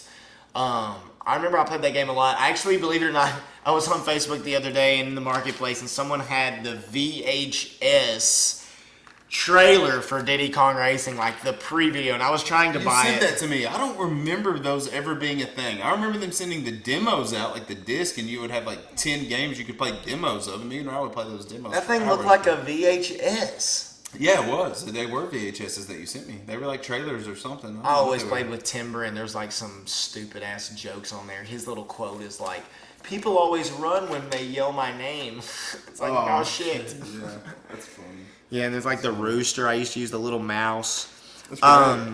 That's great stuff. So anyways, go to page 40, which is classified information. And I believe this is where it has like maybe cheats of the games that are going on right now, or... So yeah, I'll sort of explain what's on here. It starts with Tetrasphere, which I never saw, which was Tetris, but like you're in a sphere, obviously. But it has puzzling secrets, modes, end credits. If you're wondering who's who of the Tetrasphere universe, enter credits on the new name screen. Now you'll know who to blame for all these hours lost to the game. So they had those little codes. Cheat codes I was talking about at the beginning. You talk a minute, it does weird stuff, like shows the credits for Tetris. Who gives a shit who made Tetris? But they give you the codes right here. It's unbelievable. Yeah, but MRC, Star Fox 64, Rare 1-Ups, GoldenEye 007, Double Trouble. It says this trick allows you to create duplicates of Trevelyan and Xenia in the multiplayer live and let die mode. To clone Trevelyan, go to the multiplayer setup screen and set the number of players at 2. Go to the character select screen and choose your characters, making sure one of them is Trevelyan. Return to the setup screen, set the match for 3 players and press start. The people that were coding this stuff back in the day were unbelievable, that they had these steps to follow to be able to unlock and do these certain things. I feel like I watched a thing that you made me watch, and it was these old guys who used to win the arcade games, and they used to like go into the code, and there was like a maximum score you could get, and they were like trying to get to the maximum score. Do you remember that? It was one of the original documentaries that came to Netflix, and I showed it to you. I cannot remember it. Maybe if you remember, we will link it for sure. Yeah, I'll remember it. I gotta look. I think it's on Prime. I think it's on Prime right now. Yeah, so since I just went to that, go back to the very back, page 90. And these Nintendo powers, I used to go to school in a dorm of a guy named Frankie, and he was a wrestler, believe it or not, big heavyweight wrestler. And he actually held some of the world record times for Mario Kart 64. So on page 90, there is some challenges that you can do, and you used to be able to send in pictures, and they have like leaderboards of real people over here who beat the game in a certain amount of time, or like cruising USA times. And like, so I'm gonna read some of the Tennessee ones. Okay, yeah. I want to try and pick out some people who. I saw Tennessee. There was one on Tennessee from somewhere. I don't know. All right, so Super Mario 64, 151 coins in Big Boo's Haunt, Volume 92, and from Knoxville, Tennessee, Matt Barker completed that. Let's see. Yeah, so it had like, and I remember this guy Frankie. Oh, we got a Nashville, Tennessee. Okay, let's hear it. Let's do it. Wave Race 64, best time for 6 laps around Port Blue. This guy was 1, 2, 3, 4, 5, 6, 7, 8th fastest from Nashville, Tennessee, Michael Ashworth. Dude, that is Wave Race 64. What a game, dude. Yes. That game was so funny, like submarine down, racing there. Wave Race, they used to have like the distinct fucking intro, man. It's pretty cool. I'm gonna read this man. Also. So we're talking about Wave Race. This is challenge number 2 is what it says. Show the challenge. You're gonna. Or you want me to stand up there or what? Challenge 2. Like we said, I'm gonna try and take pictures of all this. Tyler's gonna try and link maybe it on to our video. Instagram or into the video. Possibly somewhere. We'll try to link this stuff we're talking about. Even if it's a separate video later. Yeah, we'll put pictures up. But this is challenge number 2, Wave Race 64. Wave racing veterans Tommy Yoder and Jordan DiCarlo edged out a tight field on Wave Race 64 Drake Lake this month. Perhaps this is your turn to leave everyone in your wake. This is your last chance. The Wave Race 64 Challenge Circuit rides off into the sunset this month, taking 3 final laps through the tangerine waters of Sunset Bay. Configure your time trial settings for 3 laps and make sure the bay is calm. The top 25 racers will win 4 superpower stamps. I don't know what these superpower stamps are, but I wish I would have fucking went for them and had a couple. Yeah, or but looked them up. Isn't that crazy? Like, I used to never even know that world existed. Went to college and I had my N64, and this guy was like, yeah, man, I ranked in Mario Kart. I was like, yeah, right, I'm the best Mario Kart driver around. I get on there, he has Yoshi. All you hear the whole time is, motherfucker done lapped us. I'm gonna show this. We're talking about what the cover of the NFL quarterback club looked like. Brett Favre. Yeah, they ranked that game higher than Madden. And there's the obviously Madden 64, which you already showed. They rank it higher, I believe. They rank I quarterback. bet they aren't club. going to be able to hear me on the mic when I was just up there at the camera. But what I was showing was they have the cover of NFL Quarterback Club 98 and Madden 64. Which They had one's them ranked higher? I believe Quarterback Club was ranked higher by this they got magazine. it ranked number 1 right here. Yeah. Yeah, so I see. They got it ranked out of 10. So NFL Quarterback Club 98 was 8.2 and Madden 64 was 7.9. basically every game mentioned in there is ranked, but not Diddy Kong Racing. Yeah. But they Duke Nukem 64. Yeah, I got that classic. down too. That's on page 58. Go to that Duke Nukem. That is classic. I only remember Computer. being able to read the newspaper and poop on the toilet or in the guy's head at the end of the game, but You on the didn't computer. remember going into the It movie has how to do theater? it. You could Look. change the... Potty something. It like has it in the Oh, Nintendo potty pack. humor. Yeah, it does. Does it show how to go get the woman to take off her clothes and be in her bra? I don't know about that Yeah, one. me and my brother knew how to do that in the theater. It also Of course. had Doom Of 64. course It talked about earlier, GoldenEye and the Golden Gun. We've already solved the Donkey Kong Island and Donkey Kong Country problem. So man, that was a good that was a good volume right there. Yeah, Man. It it's had pretty some good. It's got some nostalgic- good stuff in here. It really does. So comment below what you thought was better, Mario Kart or Diddy Kong, for that. Brett Favre, Dabble number 4. yeah, it's good, man. Yeah, man. I think we're at the end of probably any talking points we might add. This is the longest we've gone. We sort of started earlier tonight with our recording, so we told each other, if you want to dabble off a little bit, just dabble off. That's why we're here. Just tell some personal stories, get to know us. We have struggled the past few to just even get started, so we've done them late, recorded them late. Like I said, Derek, who was on the second episode, he's going to be with us more often than not, I believe. We're going to have some more guests coming up soon. If you're listening or watching, we love you. That's all we Dabbling got. Dads, hashtag Dabbling Dads, man. Anything cool, we're dabbling everywhere, man. That's why it's part of it. We're trying not to just hone in. That's part of it. We want you to be here, have a conversation with your buddies, jump around, pick out what part you need, 20 minutes, hour, whatever it is. I have no idea how long have we gone. Oh my, that's pretty good, man. Yeah, this is going to be our longest one by far. Yeah, man. It's been fun. Yes. Peace. All right, we'll see y'all.